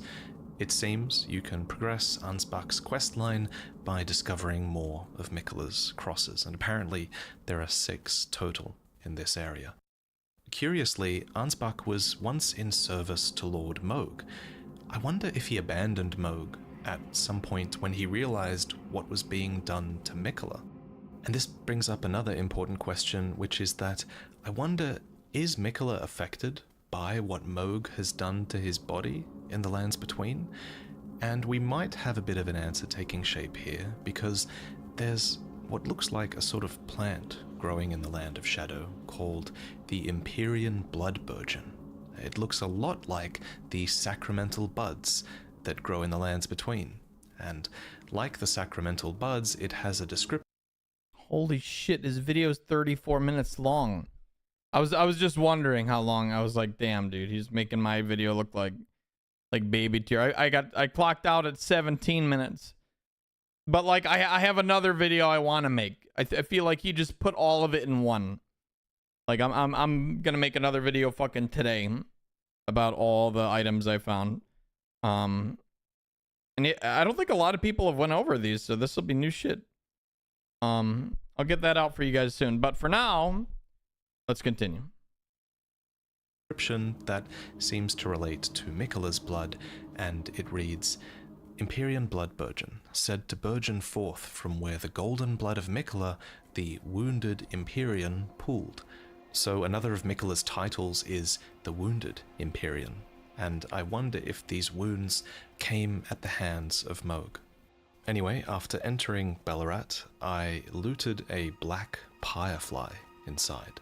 which is a butterfly item similar to the other ones in Elden Ring, and where those butterflies are clearly referring to other demigods, this black firefly is clearly a reference to Messmer. As seen in the trailers, this tower settlement is the place that was heavily assaulted by Messmer's forces. Ash is found piled up all throughout the city, very similar to how it is in Lane Dell. Clearly this place has been burned before, as you saw in the trailer. I also found some left behind Messmer Fire Grease, which is a type of weapon buff, and it explains how fire was a symbol of Messmer's crusade. Most of the enemies in the city are spirits, but there is also a red phantom who gloats about how Messmer is going to kill everyone, and he taunts us as he attacks us. But there are a few horned enemies left in the city. One of them is this enemy, which we have concept art for. It's quite small in-game, it's about the same size as your character, but unfortunately I didn't get any lore on this enemy. The other horned enemies are these horned knights, who are extremely difficult. They essentially never stop attacking, and they seem to have infinite poise, making them this near constant threat. So clearly there is a presence of the horned faction in this city, even after being burned by Messmer. Around this time I checked which talismans my character was wearing, and one of them was the Outer God's Heirloom, and it references a clan who lost everything in the Great Fires. I'll let you read for yourself how intriguing this description is. These items are all hinting at a truth that we can only really guess at so early on. Another huge description was from this sorcery, which I believe you can see here in this footage, and this one seems to hint at the sorcerous origins of the fingers. Another thing you can find in Ballarat before the Lion Dancer is an old woman, who you eventually realize is a character who is speaking in the Lion Dancer cutscene, rousing the lion to life with this impassioned speech. Here's her dialogue. According to an item I found, I don't remember its name, but we learn from this item that this old woman is called the Empyrean Grandam. I think Grandam kind of means like a shaman or a grandma kind of figure, and she says that she wants to take vengeance upon Messmer and his lot. Now, the old woman doesn't talk to you after you kill the lion. She's basically depressed that you've killed her keeper. However, there is a way to get more dialogue out of her, and the guy next to me, Jeremy Ray, a journalist and a friend, he figured it out and he has the dialogue, so if you're interested, please talk to him about it, because I don't quite want to spoil that yet. After I defeated the bosses at the end of both Legacy dungeons, I went back to the Round Table Hold and handed in their remembrances. The Remembrance of the Dancing Lion grants us a new Frost Stomp, Ash of War, or alternatively you can hand it in for a charm that I think summons a sort of apparition from above you that chases enemies, though I'm not too sure about that one. After the fight with the Divine Beast, you ascend the Tower of Ballarat, and the view up here is incredible, but all you can really do here is look around because shadowy thorns block the way forward into the tower, and there's a note here that's been left behind by Needle Knight Leda, and it reads, "The gate of divinity lies in the tower sealed by shadow. This is surely where kind Mikola is headed. We are no Empyreans, but we must locate the path that will lead us there. I will follow the crosses east." This item description also potentially contains another huge revelation, as it mentions a gate of divinity in the same paragraph that also mentions Empyreans. If I had to guess, this might be the gate of divinity that represents an ascent into godhood, and that's where Leda thinks Mikola is headed, because he is an Empyrean looking to become a god, you'd think. So we can't go this way, but obviously the way we have to go is east, and that's the way I went next, to Castle Ensis, the second legacy dungeon we could experience, for which I have no footage to show you. For this, Wayne Smiley, thank you for the 27 months, dude. Welcome back. Body's almost done ranting. Bless him. I think he got the talisman wrong. Also, my cat's here. I think he got the talisman wrong. He was saying that the talisman summons like a spooky ghost from the divine beast. I think it only boosts the storm, which is like to say like storm ashes of war stuff. I didn't read anything about like it summoning like a spooky ghost. I don't know where he's getting that. But maybe. Who knows? Anyways, I'm gonna continue on. This second legacy dungeon, I switched characters. So previously I was playing a sorcerer build that I had respec'd into a dex build that could make use of a great katana that I was wielding, and that's what I defeated the divine beast with. However, when I respec'd as the knight, I found my favorite weapon so far. It's called the Smith Script Hammer. It's a great hammer, but it has throwing attacks.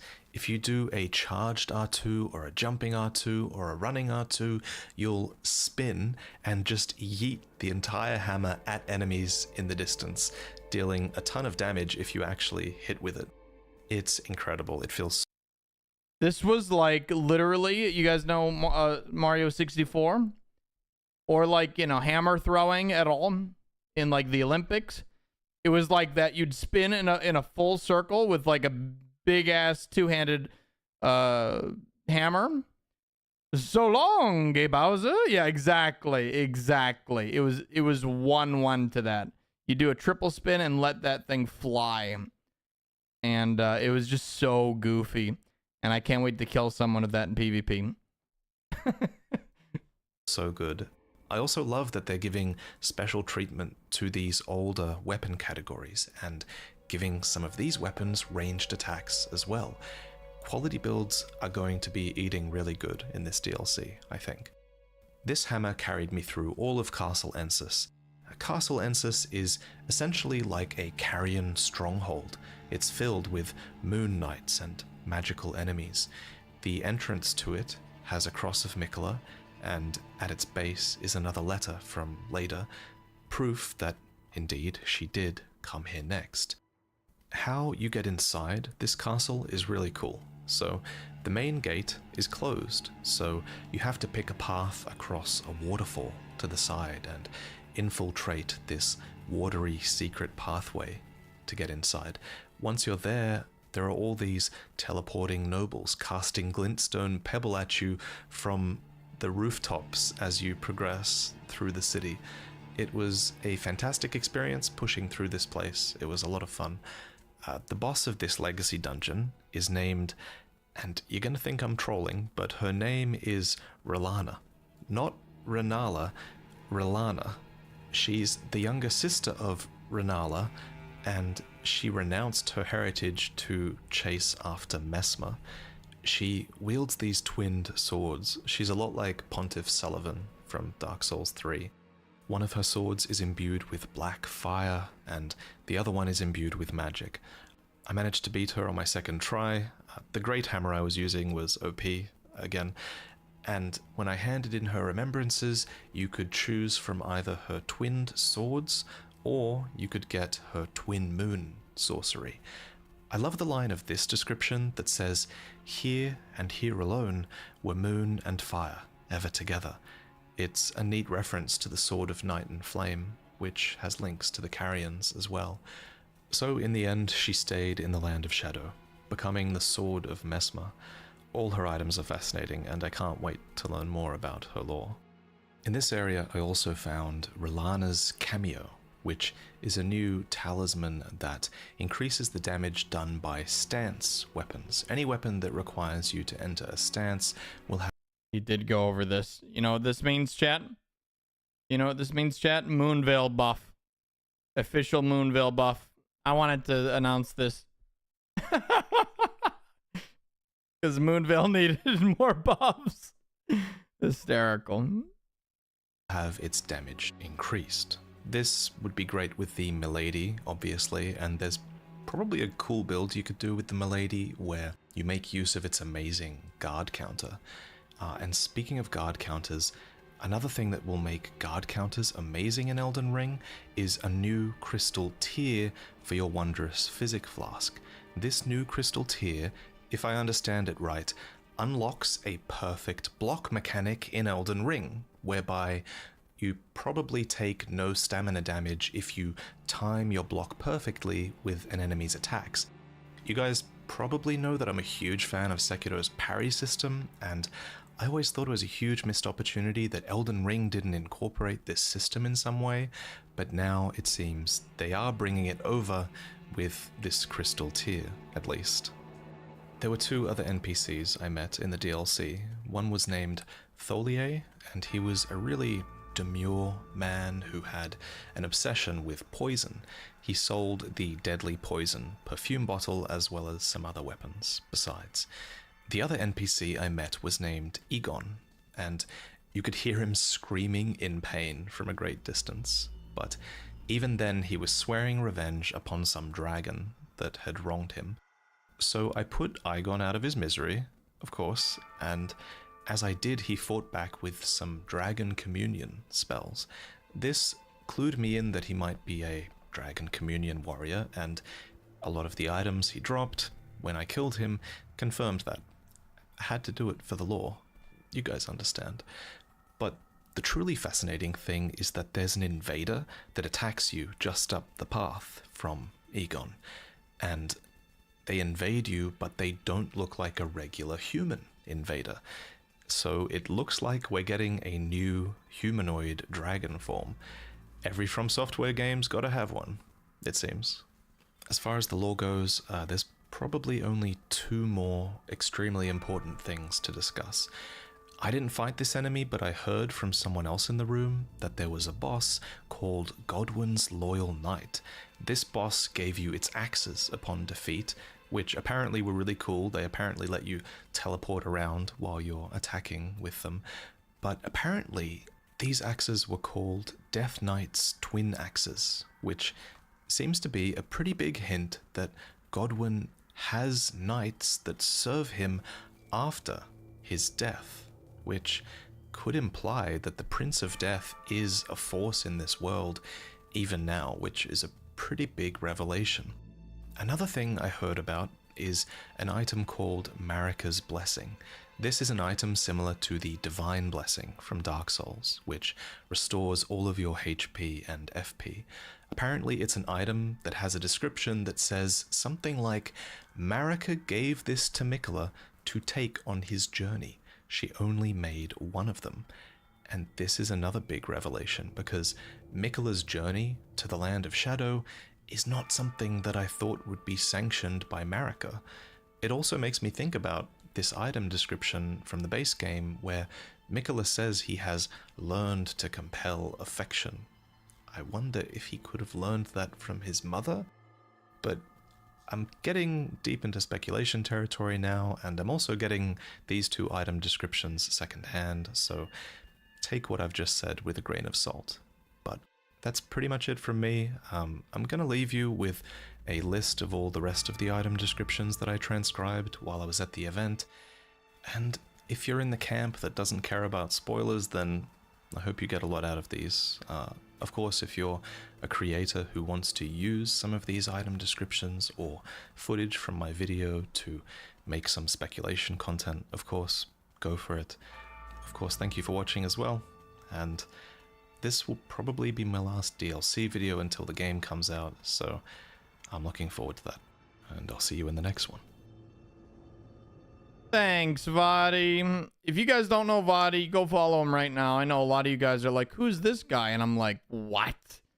How do you not know? This is Vadi Vidya. He's a fucking legend. I'm going to link his YouTube video. Guys, go like it if you actually liked it. We all liked it. I'm going to like it. I liked it a lot. My like is not working, but I clicked it. Very nice. Thank you, Vadi. We say thank you, Vadi. We love Vadi. All right. Next is our boy Iron Pineapple.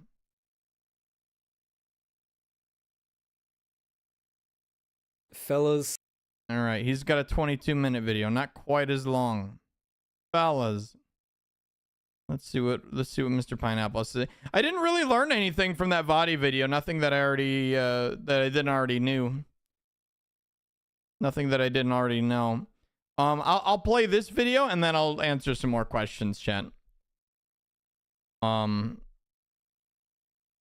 I'll play this video and then I'll answer some more questions. I also tweeted out a picture of me with a real life Mikola cocoon. If you guys want to check that out, it's very important. Okay, continuing on. Fellas, we are so back. I was recently invited to LA to attend an Elden Ring DLC preview event. While there, I had the opportunity to play the game hands-on for 3 hours and experience the first region of the DLC. You can think of this as the Limgrave of the expansion.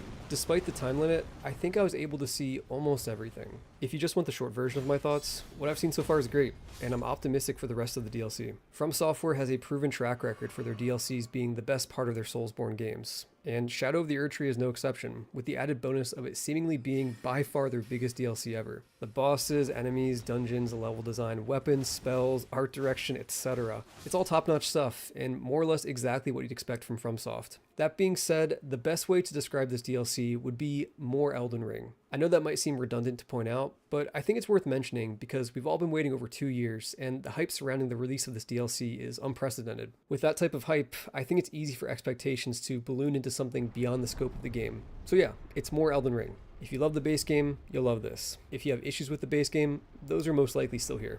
Anyway, let's talk details. The rest of this video will be me sharing my experience with the 3 hours I had to play the game while providing some overall impressions along the way. I'll also separate the video into sections, so you're free to skip around if you want to avoid certain things. One last note before we get started, everyone who attended the event was unfortunately not allowed to record footage of their own gameplay. Instead, we were given 13 minutes of B-roll footage to work with for video content. So while I'll do my best to match up the footage with what I'm talking about, just know that there's a lot of stuff I experienced that I simply don't have footage for. My play session began with a choice between 3 different save files, a warrior, mage, and knight. I chose the knight, and that wound up being a dexterity build. Each of these save files was level 150 with multiple maxed out weapons in their inventory. After choosing my character, I loaded into the game right in front of the hand of Mikola at the back of Mohg's boss room. I then touched the hand and was transported to the Land of Shadow. I was instantly stunned by how beautiful this area was. The sky, the grass, the fog, the structures in the distance. The art direction of this initial reveal is insane, and FromSoft is once again proving that they have some of the most talented artists in the industry. From this first sight of grace, it was clear that I could head into multiple directions to reach different points of interest. But the first thing that caught my eye was a big fire guy in the distance, so I rode over on Torrent and was welcomed with him kicking flaming rocks in my face. Awesome attack, by the way. I really like this guy's design and the spectacle he provides as an introduction to the area. I spent a couple minutes jumping over his fire stomps and hacking away at his ankles, but it was hardly doing any damage, and I figured it would be a bad idea to bang my head against the wall on this clearly optional encounter while under such a tight time limit, so I decided to just run past him. That being said, let it be known that I came back near the end of the play session and kicked his ass by just wailing on his ankles for 7 minutes straight. Following the road a bit further, I came across another site of grace with a couple NPCs standing nearby. There was also a glowing cross with an important new item next to it, a Erdtree fragment. These fragments are typically found near other crosses scattered around the map, and you can turn them in for Erdtree blessings at sites of grace. These blessings operate as permanent upgrades for your attack power and defense, but only when you're in the DLC area. The first upgrade costs 1 fragment, and then subsequent upgrades cost 2. And by the time I finished my play session, I'd raised my blessing level to 3 or 4. As for how much these boost you, I can't say for sure, but I did have the foresight to do a quick test when upgrading my blessing from level 2 to 3. I did a heavy charged attack on an unaware enemy. At blessing level 2, it did 1427 damage, and at level 3, it did 1491. If you do the math, that's a bit over 4% extra damage. One thing to note is that on the stats screen, my stats were colored gold. I was confused by this at first, but it's likely that this is just a visual representation of the blessing kicking in. Therefore, my guess is that instead of raising your attack and defense by a certain percentage, these blessings are probably just raising our stat values by flat amounts. Like my attack power stat went from 700 to 720 or something. Don't quote me on that, but yeah, that's my guess on how it works. On top of that, I found another new item that functioned like the Erdtree fragment, but for spirit ashes instead. These items converted into revered spirit ash blessings, which provided permanent upgrades to the attack and defense for all spirit ashes used in the DLC area. This came with the added bonus of making Torrent tankier as well, so even if you don't use spirit ashes, it's worth tracking these items down and upgrading your character with them. Between these 2 new items, I think this is a really fun way to approach upgrades for the DLC, as it allows high-level players with completed builds to still get meaningful boosts to their characters without horribly upsetting the balance of the base game when they leave the DLC. It also lets you re-experience that satisfaction of collecting upgrades via exploration like golden seeds and sacred tears, but this time in a new setting and with a new twist. Anyway, I talked with all the nearby NPCs, and the general vibe I got is that they're all trying to track down Mikola and figure out where he's going. These fragments and glowing crosses were left by Mikola, and the main story thread of the DLC seemed to be uncovering the path Mikola took and discovering what his goal is. I'm not the lore guy though, so if you want a deeper explanation than that, I'm sure Vadi has you covered. As I continued along the path, I eventually arrived at a long set of steps leading to a giant door. This was the entrance to the first legacy dungeon of the DLC, Belurot Tower Settlement. Long story short, this place fucking rules, and I'm mad I didn't get to explore it fully due to time constraints. I think a good way to sum this area up is that Stormvale meets Leyndell, whatever that means, and it's pretty big. Lots of enemies, lots of ambushes, lots of secrets to find. It's good stuff. Legacy dungeons were the best part of the base game, and that is very much still the case here in the DLC. Now that we're getting to some proper combat, I want to take a few minutes to discuss some of the new weapons that were added. This is easily one of the biggest highlights to the whole DLC. I noticed that my character had multiple fully upgraded weapons in his inventory, so I did my best to switch weapons every 10 or 15 minutes to experience as much as I could. So first of all, in an interview from a few weeks ago, we learned that there would be 8 new weapon types, but we didn't know the specifics yet for what all 8 would be. Now we do. The 8 types are Light Greatsword, Martial Arts, Beast Claws, Perfume Bottles, Reverse Grip Swords, Throwing Daggers, Great Katana, and Dueling Shield. Let's start with the Light Greatsword. This was the starting weapon for me, and it's called the Milady. This thing is fantastic. It's quick and combo focused, and the weapon skill puts you in a stance that allows you to either do a set of quick slashes with R1 or a jumping lunge attack with R2. Also note that you'll do multiple swings with just a single input. Like the guard counter here is a 3-hit attack. I also noticed the jumping attacks were similar, with them being 2-hit combos just from a single button press. This gives this weapon type a very distinct feel. I'm excited to see what other light greatswords exist in the DLC, since this one felt ridiculously smooth to use. After that, we have Martial Arts. Dude, this weapon just kicks ass. There's not much more to say. It felt so good to use, and the way the attacks combo into each other was awesome. To all my Dark Souls 2 fans, remember the Bone Fist weapon? It's like that, but way better. So expect a Ratatouille flashback moment when you get your hands on them. Next up, Beast Claws. Look at how fucking sick these things are. They're like the unhinged younger brother of the martial arts weapon. Flying around with them will make you feel like an actual animal, and while the obvious point of comparison would be the Beast Claws from Bloodborne, these ones feel notably faster and more acrobatic. Highly recommend. Perfume Bottles are next. These ones really surprised me. You just get to throw out fire or lightning or whatever element. Surely it costs FP, right? Nope, you can do this as much as you want. And keep in mind, it's not a consumable. It's just a whole ass weapon type. So you have one-handed and two-handed movesets, running attacks, jumping attacks, everything. The charged heavy attack was my favorite, as it makes your character spin around, throwing the fire everywhere, and it's very effective in group settings. Following that, we have Reverse Grip Swords. This is actually the one weapon type I didn't get to try personally, but luckily we have a lot of footage of it here. As a bonus, check out this rapid fire crossbow they show off. I got to try out the reverse swords. They were awesome. They were some of my favorites. I should have said they were my favorites. I forgot about them. The reverse grip swords are actually super fun. The running R1 was like a little uncontrollable. So I like stopped using it after a while. The running R2 is a lot better. Like literally you do the running R1, you just go in a direction. You couldn't really like control your character. You lost complete control of your character. So it was a little annoying. But I think people are gonna like the running R2 a lot better. And you know, people are still gonna spam the running R1 regardless. It is fun. But yeah. Anyway. Oh my god, the Asha War of this, by the way, the one where you like boom boom and you like dash around, you're gonna see it in a second, was insanely strong. You could like run circles around enemies, and in PvP I'm actually very scared of it. We'll see. These things seem especially fast and evasive. Like there's one move where you dash through the enemy while attacking at the same time. Also worth noting is that you can block with L1. Normally this isn't possible when dual wielding 2 separate weapons, as L1 is the input to attack with both at the same time. So this confirms that they're a package deal, and as such they have a more varied moveset. It also opens the door to landing guard counters while dual wielding. Very excited to try these. Next up, Throwing Daggers. Just like the Perfume Bottles, these caught me off guard because I was expecting there to be some sort of consumable or FP component to their attacks. But no, you can just rapid fire these out as much as you want and fully commit to a viable mid-range playstyle without ever running out. The weapon art has the added bonus of enabling the daggers to pierce through enemies. Next, we have the Great Katana. No footage of this one sadly, but it's exactly what it sounds like. It's a big katana. It's basically an Odachi, which Neo fans should be familiar with. Think length and girth rather than just length. Loved this weapon. The basic one has a weapon art that puts you in an overhead stance where R1 would be a quick slash down and R2 would be 3 quick slashes instead. Lastly, we have the Dueling Shield. Sadly, the only footage we have of this thing is this one attack here during the upcoming boss fight. The shield had pointed edges, and the moveset involved a mix of thrusting and slashing attacks. It comes with the added bonus of being very well suited for guard counters when you two-hand it. And fun fact, this seems to be based on real-life dueling shields that actually existed. But yeah, as someone who gravitates toward goofy and gimmicky stuff, this one was surprisingly straightforward and honest. I think I need to mess around with it more before I settle on how I feel about it. So that's it for new weapon types, but there's one more big addition mixed into existing weapon types I want to mention. Check it out.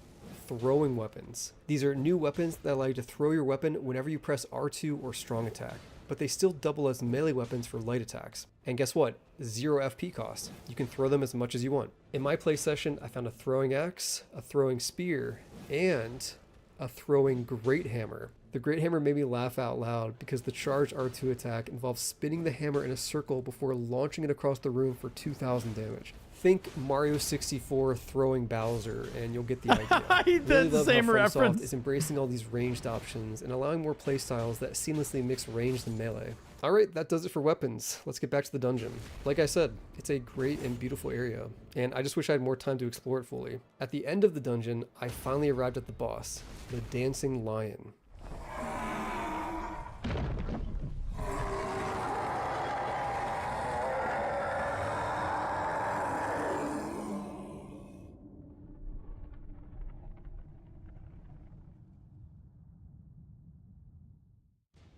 I absolutely love everything about this fight. First of all, look at how cool this design is. It's literally just a couple dudes in a costume, and you can see their feet poking out from underneath the fabric. This takes inspiration from the Chinese lion dancers in real life, and it's such a fun idea for a boss. The way it moves around is mesmerizing, and has some really interesting attacks. One of the coolest things about this fight is how it'll shift back and forth between different elements. It has a wind mode, lightning mode, and ice mode, and each of these is accompanied by unique attacks and hazards all over the arena. This whole encounter is easily one of my new favorites for Elden Ring. It was tough too. I got him on my 3rd or 4th try, but I had to rely pretty heavily on my Spirit Ashes, and I think it would have taken me significantly longer had I not used them. My summon of choice was a new Shielded Knight Commander because he seemed especially tanky, although I also had the option of summoning one of the giant hands from Karya Manor. I don't typically love to use Spirit Ashes, but I felt compelled to here due to the time limit. To be clear, there's nothing wrong with using them, and the game is very much designed around you taking advantage of them, so you probably should be using them. But yeah, I usually enjoy the challenge that comes from going solo. Also, shout out to the soundtrack on this fight, and the DLC as a whole.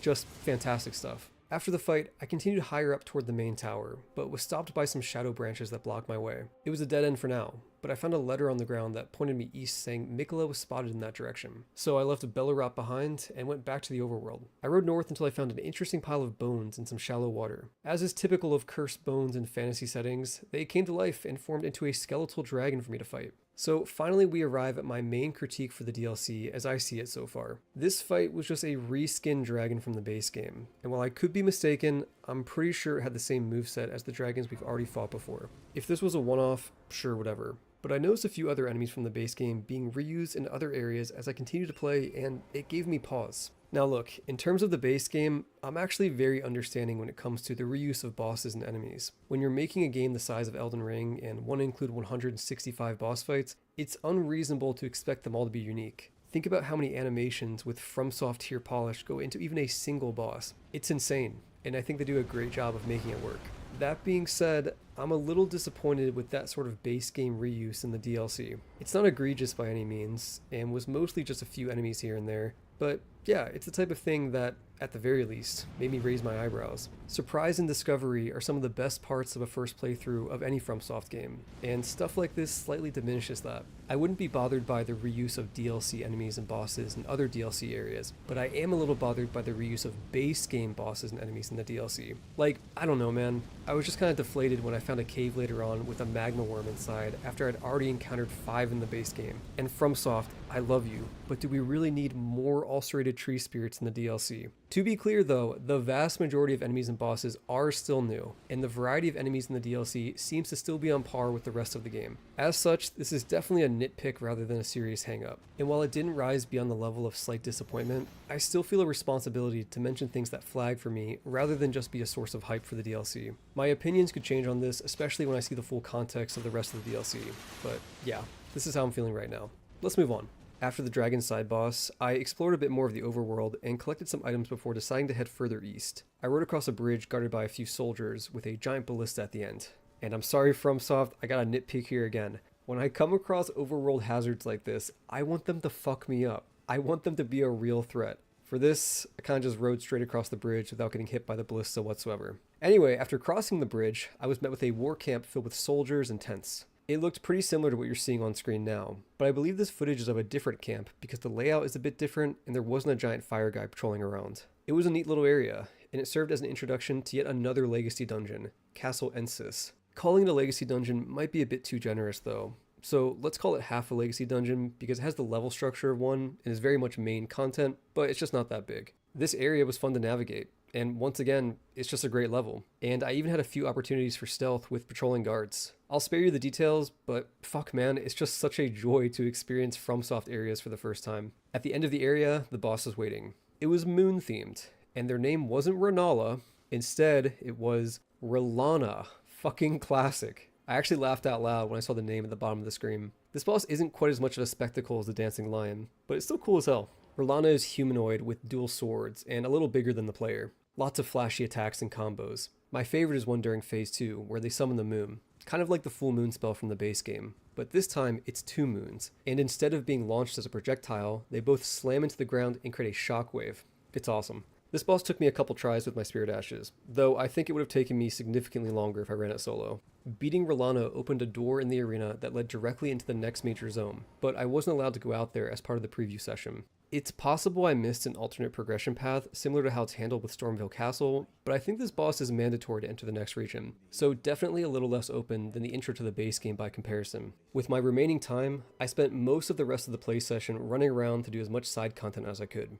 I found a few caves, some catacombs, some ruins, and a bunch of other miscellaneous things. Despite my initial bad impression due to the skeleton dragon reskin fight, I think some of the side stuff is actually a step up from the base game. Specifically, the caves feel more fleshed out. Like, one cave I found near the first Legacy dungeon was this whole area themed entirely around the production of living jars. It was just really visually striking and a cool bit of environmental storytelling with giant jars littering this entire cave. And there were even jars hanging from the ceiling, resulting in some vertical level design and platforming. On top of that, there was a cool reveal where I got to fight human flesh blob monsters that usually end up inside of the jars, but here they're on their own as a new enemy. As a whole, it was a great bit of side content and quite memorable. Another good example of this type of side stuff was this big fire dungeon with even more unique enemies and level architecture. This footage we have of the entrance serves as a good teaser. I won't go into detail here, but yeah, this is exactly the kind of thing I was craving from the base game. More memorable, sizable encounters that break the mold beyond the standard caves, mines, and catacombs.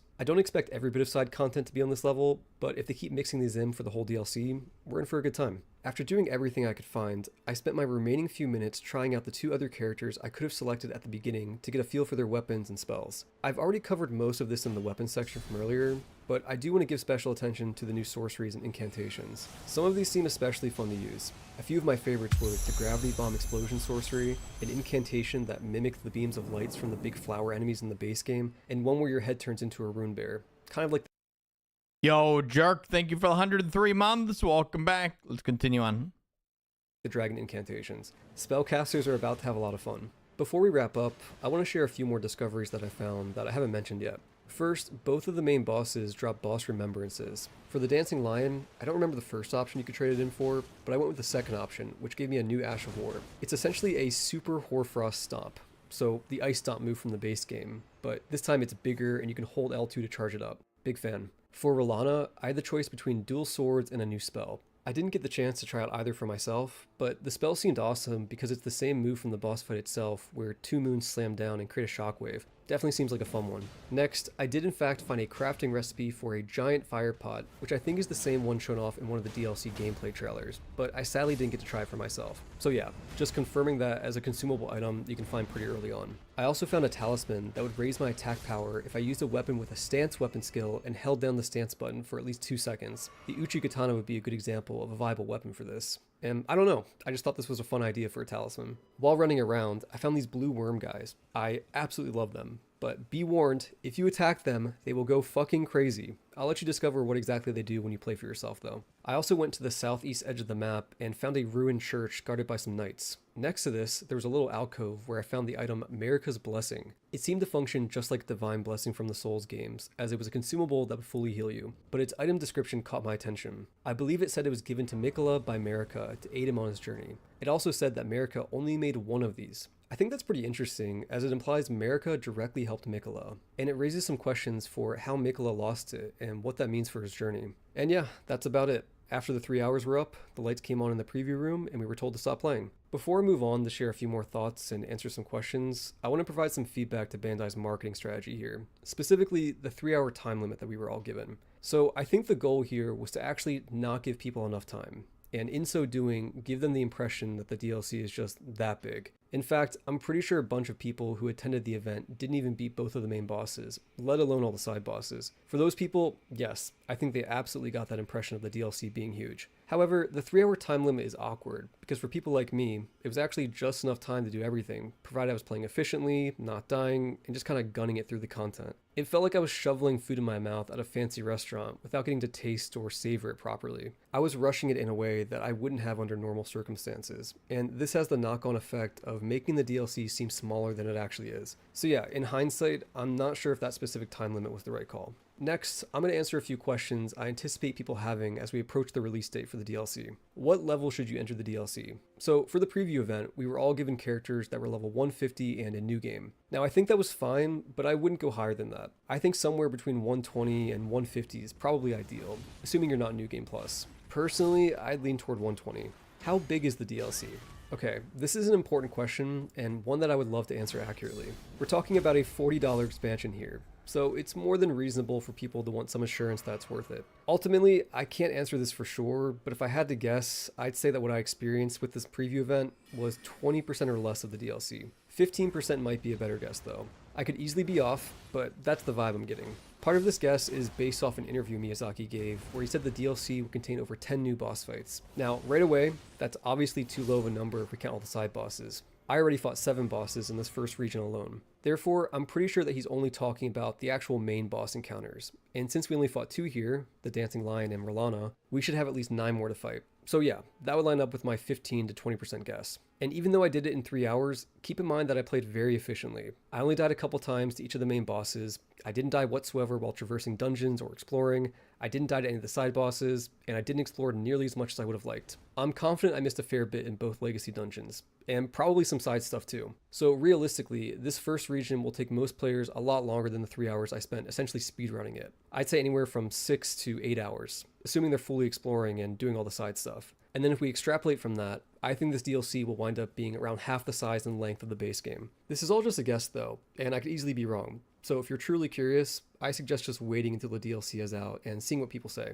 Is the DLC too easy? I'm sure some of you must be thinking that because of how fast I was able to do everything in the first area. While there's definitely a larger discussion to be had about how FromSoft approaches difficulty in Elden Ring and what constitutes easy or hard, I'm going to sidestep that discussion and say that the difficulty is in line with the rest of the game and feels like a natural progression past the late parts of the base game. It's challenging and engaging. You gotta remember, I just recently did a whole super hard mode modded playthrough, so going back to vanilla Elden Ring felt like taking the training weights off. Any more advice for people getting ready to play it for themselves? My advice would be, take your time and don't rush it like you're on a 3-hour time limit at a preview event. Savor it. DLC for FromSoft games is always the best part, so just enjoy yourself. But yeah, I think that's about it. I've been doing my best to be relatively level-headed in sharing my preview impressions with you all. But the truth is, I'm stupidly excited. This is the Elden Ring DLC, the thing I've been anticipating for over 2 years. And yeah, FromSoft is my favorite developer, but fuck man, I think it's pretty earned. I have a bunch of critiques of Elden Ring, and as you've seen in this video, I'm not above nitpicking a preview event, but ultimately, I think FromSoft is in their own weight class with these games. I still fondly remember my first playthrough of Elden Ring, how magical it was. The idea of getting to re-experience even some of that again via this expansion makes me so happy. If you relate to that at all, I hope you have a great time with the DLC. Thanks for watching. Yay! Thanks, Iron Pineapple. Great video, dude. Absolutely great video, guys. Be sure to like his video. I will link it for you all. And then I have one more that popped up for you guys to watch. One more, and then we're gonna ask questions, and then we'll chill. God knows what we'll do after that. Probably pass out and die if I'm being honest. Let me try not to though. That was Iron Pineapple, of course. Legendary Iron Pineapple. Go follow him. There we go. And you guys, if I don't know if you guys recognize that, but Maximilian Dude was also at the event. He's a fighting game dude. He's very cool. I like him. And let's see what he has to say. Let's go!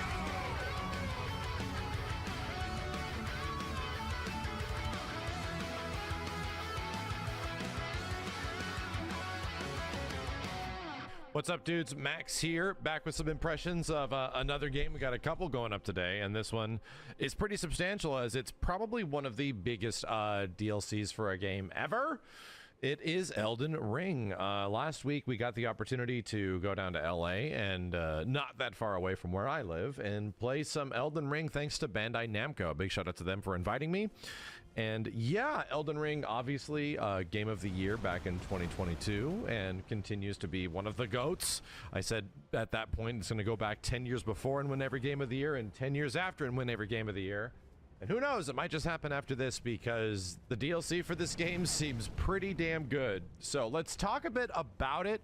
I haven't been keeping up a ton with Elden Ring just in general, story-wise, lore-wise, that kind of stuff. We're going in from a kind of a fresh perspective, at least on my end, where I beat the game, I did the majority of the events in the game, got the majority of stuff, at least on the first 150-something hour playthrough. And I loved it, absolutely loved it. Did not have a commitment to go back as that felt kind of daunting. But over the past few days, we've been sort of dabbling back into Elden Ring and just jumping in and doing stuff. I kind of missed this about this. I will give you guys some impressions because of that, I really enjoy the first time experience with these Souls games, and I'm going to be there day one, obviously, because I want to really absorb all of this. But I'm going to give you some impressions based on a relative limited experience I had. I didn't try to go in there and try to solve everything and do everything. More so just be like, so what about this is really different than Elden Ring proper? And there is a couple of differences, at least in the initial path that I chose. Because again, this is a game with a lot of places you can go, a lot of alternating paths. I effectively went to like the left as a result of the Site of Grace. And was like, okay, so what's over here? It's a big castle. It's a big, you know, sort of like big zone and area and level. I'm going to see where this takes me and go fight the final boss. And I did that. And the thing I did notice right at the start is that, at least in this preview build, they give you a character with enough stats to kind of manipulate and play with everything. And there's a lot of new weapons.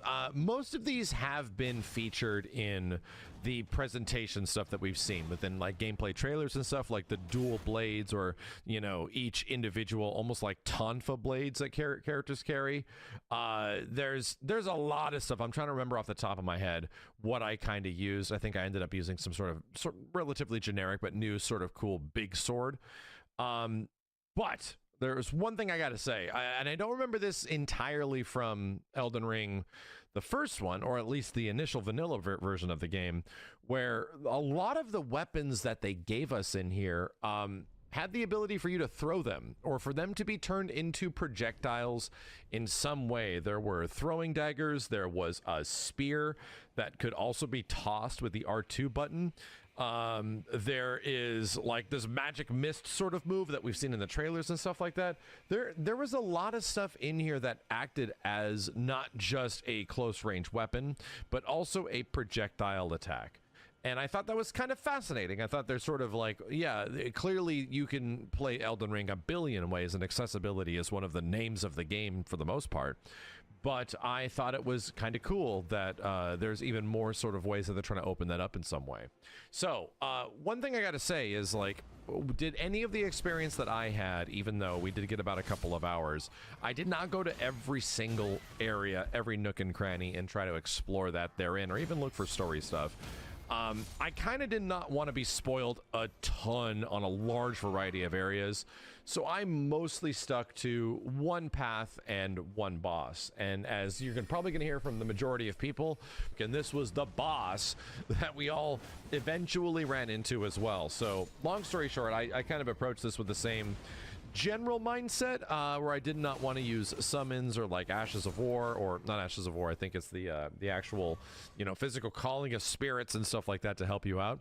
I didn't really want to use that, so I was like, all right, I'm just gonna stick this and go over there and find something and whoop its ass. And the zone was relatively really challenging with a lot of like cool stuff.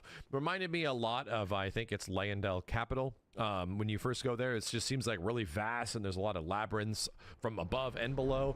Kind of reminded me of that. And by the time you eventually get through, you are met with this sort of like, you've seen this like character before. It almost looks like there's a person underneath it wearing a lion costume. So there's this big cat creature that you fight, and this boss is a friggin' nightmare, dude. And yeah, I think I was actually on the boss, because I also did not want to get spoiled too much. I just stuck it out. I didn't do summons. I didn't do any spirits or anything like that. I was just like, I'm just gonna figure this out. And I got him as close to like 15%. I might have spent 60 to 90 minutes on this boss, dude. It was legit ridiculously tough. Lots of different phases. I think he has 4 different phases. I don't want to go into too many spoilers. They gave us footage of it so I can at least show it off, but it was insanely hard. I will say, at some point it was like, okay, we only got 30 minutes left. This boss is being an Elden Ring boss, so I am going to just call a summon and call a spirit and see how it goes. And yeah, it died. Like, you know, like it was not even that hard. So this is a really difficult boss fight, because it's got huge attacks that are very disjointed from where it is, which is just the name of Elden Ring. A lot of consecutive attacks, which is also another Elden Ring stipulation when it comes to a lot of its bosses, and you really got to learn the patterns of this stuff. So I'm fairly confident that when this comes out, I'm not going to use any of that. We're just going to tackle this, you know, straight up. But this was a difficult boss fight, really difficult, where it almost reminds me of the I think it's the Malekith boss fight, but even harder, where it's just like, man, this guy's jumping all over the place, what the hell do I do? So I was impressed by it, and you know, I was also frustrated by it, as you should be, but still, I'm anticipating there's probably going to be stuff that is equally, if not harder than that throughout the rest of the DLC. I just have a funny feeling. The other thing that seems very cool is environmental variety. And as we got a pretty good idea that the space we're going to be traveling and traversing through and finding new things in is pretty damn big, there's also a lot of different looking locales throughout this DLC. And if anything's anything, I talked about this before when we were talking about the trailer, the DLC for a lot of FromSoft games kind of defines that game. It sort of is like, you know, the icing on top of the cake that is the initial experience. Yo, Artorias, thank you for the 8 months, dude. Welcome back. That's the same thing for Dark Souls 3, for Bloodborne especially, and, you know, I think it might also be the case for Elden Ring. But if there's only one caveat, I gotta say, based on what I played so far, and admittedly, that is only a portion, a small portion of what is going to be in the DLC, I didn't feel like this was an absolute massive shakeup in ways that maybe some previous DLCs kind of have. And the scope of what we have experienced is still, like I said, substantially mitigated. We don't know exactly how much is going to be here, how modifying it's going to be to your abilities, all that kind of stuff, how much stuff is going to change. At least from what I played, kind of just felt like, oh, we get more Elden Ring. It's just like another continent. Granted, you know, you have to go through the Moog thing in order to make it all happen. It sort of like acts like a painted world situation where you travel to this place disconnected from. Yo, Facehugger, thank you for the 13 months. Welcome back, dude. The main map. But who knows? That could change. That might not be the case by the time you play through this thing. And I'm so what Max said, honestly, a little unbased. I completely disagree with Max. This is exactly what we expect from FromSoft DLC, which is just, you know, more, you know, Dark Souls, more Bloodborne. It's never had to shaken up the entire game in like such a way that it, you know, it feels like a different game. You know, that's never supposed to be the case. From what I played from the DLC, it was incredible. Like the new weapon types, there's 8 new weapon types. Plus there was a weapon that had like a whole unique moveset, all new spells, all new arm. Like, what else does he want? It's really weird. It's really weird that he said that. I couldn't actually disagree with him more. Like, obviously, I know I'm a big FromSoft fan, but like, come on, dude. What did you expect? Like, we were gonna hop in an armored core? That's a weird take from Max. I will say, I love Max, but that was a weird take. Hoping for surprises. I think that's the one thing I'm looking forward to the most, which is why I'm also kind of happy that I just stuck with one area specifically and just messed around with a whole bunch of weapons. Okay, that might be the issue. I want to be surprised all over again. I think not knowing things in a FromSoft game, much less a Soul-style game, is an incredibly valuable commodity, because we're all going to know everything after a week. Everyone's going to know everything about how to beat every boss and every secret thing and every invasion and every yada yada. We're going to know all this stuff, but there's this wonderful sweet spot, and I've done this many times, going all the way back to Dark Souls 2 of streaming and making content. Yo, tapped in. Welcome back for the 99 months. Welcome back. For all these games where people just don't know shit. And I experienced that a little bit at this event, but I did not want to experience all of it. So again, a lot of cool stuff. You know, it was just a lot more weapons, a lot more enemy variety, a lot cooler looking visuals and stuff. I can't wait to run it on my own computer because we were running on laptops. And it just really felt like more of what everyone considers to be one of the greatest games of all time, which isn't a bad thing at all. Either way, I'm super excited for it. I'm going to be starting up another Elden Ring playthrough, getting into New Game Plus so we can make it a little bit harder when we get into the DLC. And yeah, if you guys enjoyed some of this stuff, I'll be back with a more full playthrough later on when we do start up the Elden Ring playthrough on Twitch, so we can get some nice, high-quality, high-resolution videos up here, similar to what we did with Final Fantasy VII Rebirth. Yo, Hunter Dark Sun, welcome back for the 105 months. Welcome back. If you like this stuff, I appreciate a thumbs up below. I'll be back with that fresh experience as we, you know, try to experience as much of the game as possible without knowing shit, because that is some of the most fun in this entire industry, in my opinion. As always, dudes, thanks a ton for watching. My name is Max, and I'll see you next time. I totally agree with Max on that part.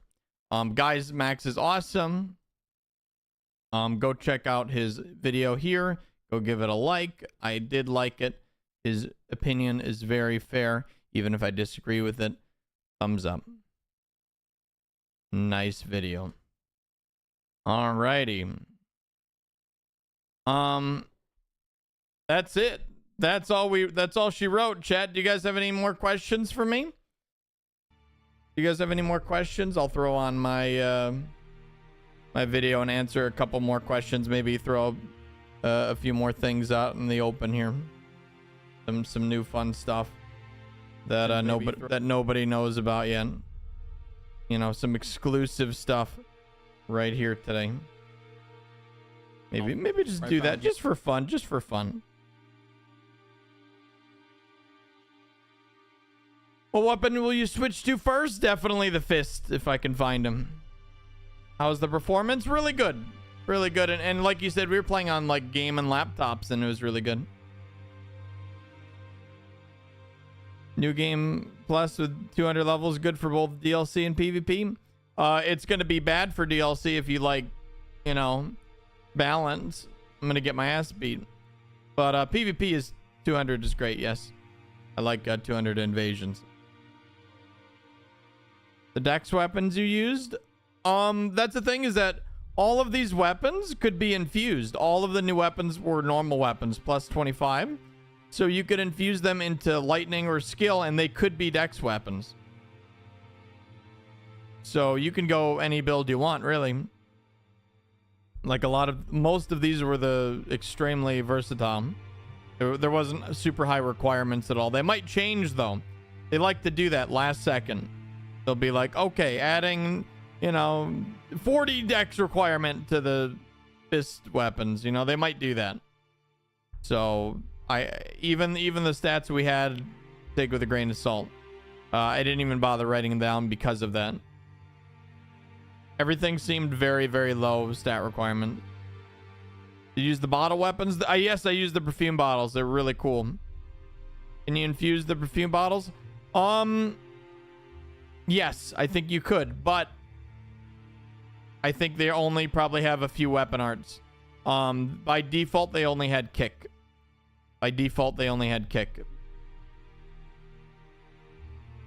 But yeah, I'm pretty sure you can infuse the perfume bottles. Any Deathblight weapons? Nope. No status weapons at all, chat. I was waiting for, like, you know, a Deathblight, a Sleepy, a Madness. Nothing yet. Crossbow head scales. We didn't get the crossbow. We didn't get the crossbow. We got shot by the crossbow. And this guy, you know, recording the footage had a crossbow, but nobody found it. I think it was further in. Can we upgrade armors? No. That's not a thing now. How overleveling before entering the DLC is handled. So basically the DLC is super hard. And you get Erdtree fragments to upgrade your character. And by default, the DLC is going to be very hard no matter what level you go into it. And if you burn the Erdtree fragments, it will get easier. Yeah, I think 150 plus is going to be the way to go. We need more Deathblight. We need a lot of stuff. It would be nice to have like another Madness weapon. They just got to be careful because one little thing and PvP is totally ruined. So I'm a little scared. I'm sure there's going to be something later in the DLC that does the status effects, but literally nothing. Where do you enter the DLC? Mohg's Palace. Mohg's Palace after you defeat Mohg, and you have to also defeat Radahn. So be sure to set that up before the 21st so you can hop right in. Any new infusions? Nope. Not that we know of yet. Like maybe, but at least not in the first area. The consensus is that it's amazing. Is that it's peak. I love it. I'm super excited. Fragments will affect PvP matchmaking. Fragments probably won't do anything to PvP at all now. How much of it did you play through? I played through the entire first area that they let us. Again, I only had 3 hours, so I did as much as I could. And again, I'm going to work on a video tonight, chat. I'm going to work on a video tonight instead of streaming again tonight. I'm going to work on basically all the items and all the weapons and all the descriptions I got in the DLC tomorrow. I'm going to detail them in one big Omega video, including some talismans that I don't think anybody has mentioned. You know, I think I found a lot of stuff that people like went to the main areas. I went to all the side stuff. I made it like I made it my job really to go and find all the side stuff. So really cool. That's gonna be fun. That weapon's cool. Yeah, no, that weapon's so sick. The animations for all the movesets are just badass, dude. That's why I can't imagine Max saying like, man, it's compared to the normal FromSoft DLCs, this sucks. And it's like, it's weird, man. Like, I don't know. This feels like the same quality we get from even like Artorias of the Abyss Bloodborne DLC. Crazy. Oh, is the side content really fun? Honestly, the side dungeons were super unique. You know, they weren't like copy pasted like the original base game. You know, every single one was like very unique. And I personally I really liked that. This area is gorgeous. Yeah, we didn't get to go to this area. This one's not in the first beginning area. I don't know why they're showing that. But we did see it in the trailer, in the gameplay trailer, so you know, I decided to show it anyways. It's fine. Everyone has a one-shot build 3 days into the DLC for PvP. 100%. 100%. Renala Scimitar, it was Rolana, and it was a dual straight sword. And I did not use them, no. Creative names, yeah, a little silly. Any of the new weapons? I've used them all. I used them all extensively. I made it my goal to like use all the new weapons and try them out. Some of them were really cool. Shout out to the Beast Claw. Honestly, Beast Claw was nuts. Super strong. Hand to hand was super fun. The scale with what? It scales with whatever you want. It can be infused.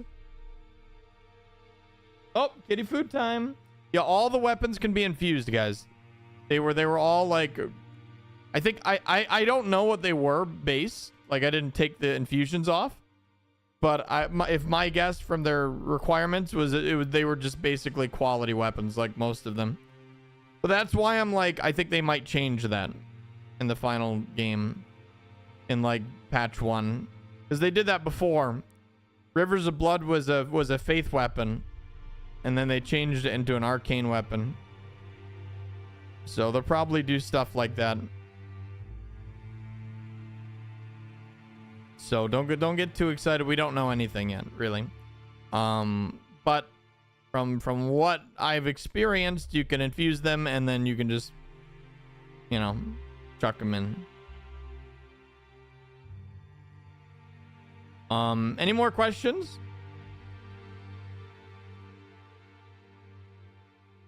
Any more questions? How bad are these weapons going to break low-level invasions? Probably not too much than stuff already are. Honestly, you probably won't even see use besides maybe the spinny one. Like, people are always gonna, you know, meal and torture lobies with the stuff, but I think the rot, you know, rot rapier, you're not gonna beat that. You know, dragon halberd, stuff like that, unless they change the game a lot. Could be a whole thing. What do the martial arts look as weapons? Nothing. They literally look like nothing. You equip nothing. You just have your fist out. They're just called dry leaf arts. It's really weird.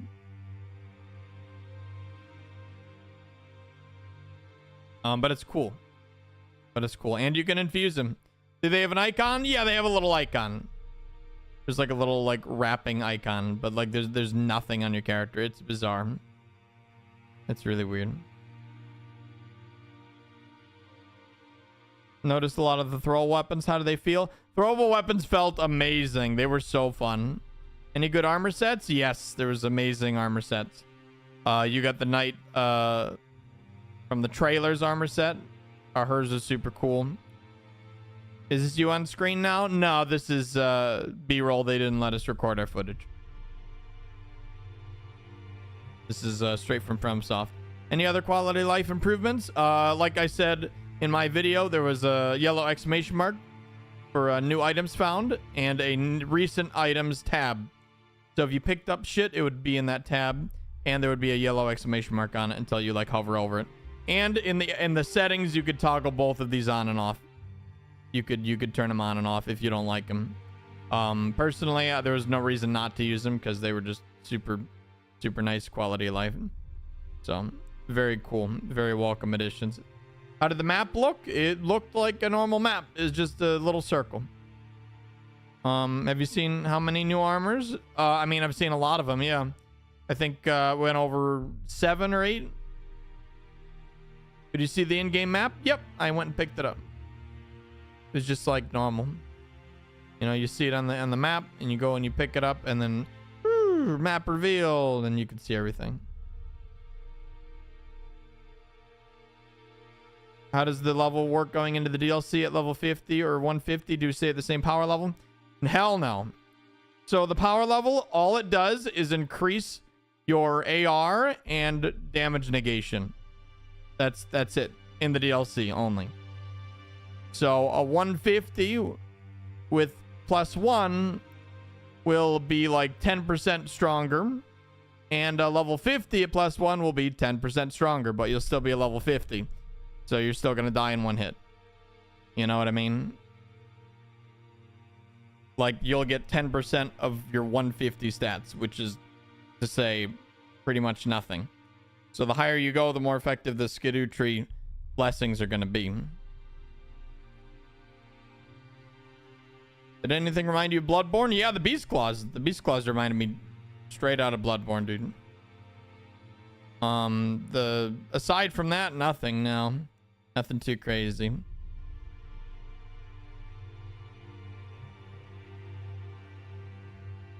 Definitely more of other stuff than Bloodborne.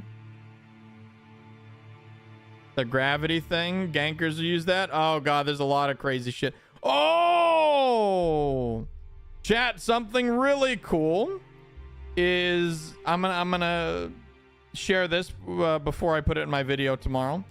Is there was a brand new Ash of War called Spinning Gravity Thrust, a gravity skill honed by the disciples of an Alabaster Lord.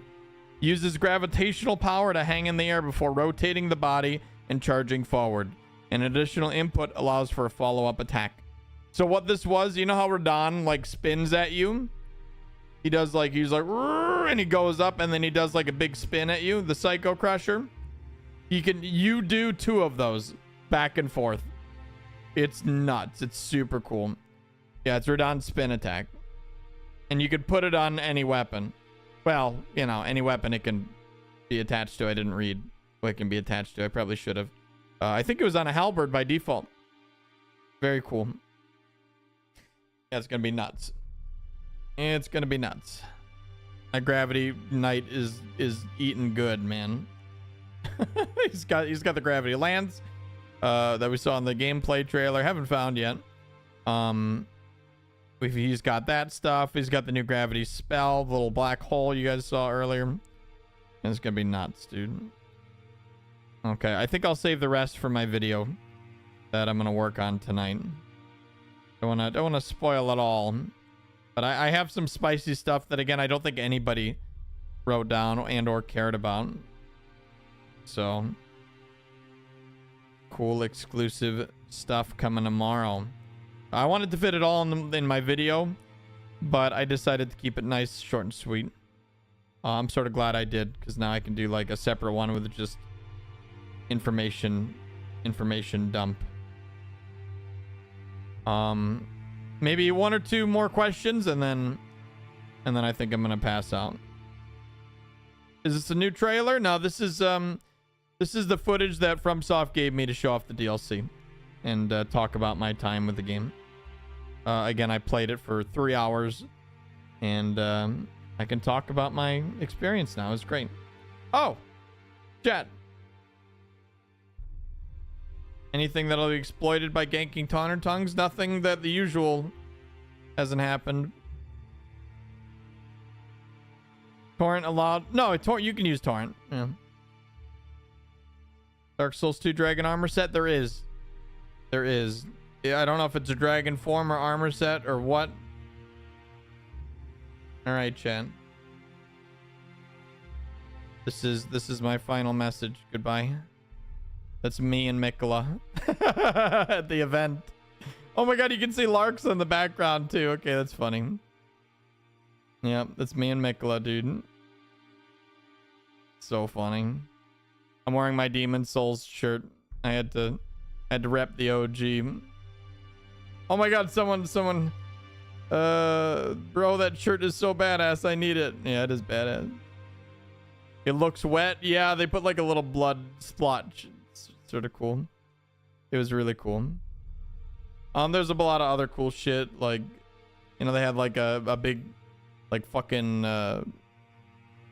big ass like I don't know, it was like a throne room.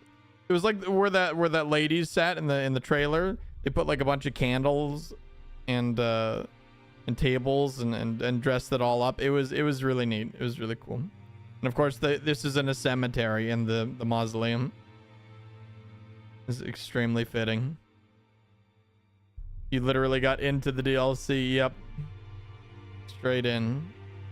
It wasn't wet. It wasn't actually wet. Yeah, that's by the same guy who made the Armored Core, by the way. Vulpin props. They do such good work. Really cool. 6-player PvP. I wish. Nothing on PvP, which makes me think that there is nothing on PvP, Chen. I feel like they would have told us, right? They would have been a highlight. So I'm thinking there's going to be absolutely nothing on PvP, which is, again, extremely disappointing. But the DLC is going to be really good anyways. It's going to be really fun. We're all going to play it. We're all going to invade in it. We're all going to have new PvP builds that are all going to be bullshit. And we'll probably get nerfed. So I'm sure it'll be fun. I'm sure it'll still be fun. Anyways, yeah, I think that's freaking it, guys. I think that's enough from me, everybody. Thank you so much for watching. Joining me for the super hype freaking NDA breakage. Thank God it's over. I can finally talk about stuff. If you guys have any questions, I'll definitely answer them on when I'm streaming tomorrow. But for now, guys, I'm gonna pass out. Any more streams? Yeah, I'll be on tomorrow, dude. I'll be on tomorrow. I'll be on tomorrow for the usual, you know, New Game Plus nonsense. We're gonna get New Game Plus 6. I gotta go grab all the tiers and Dung Eater, and then New Game Plus 6. That'll be fun. So look forward to that. But for now, I'm out of here. Thank you so much for watching. Hope you guys are excited as I am for the Elden Ring DLC. Be sure to follow the channel for more fun stuff, and I'll see you next time. Peace, guys.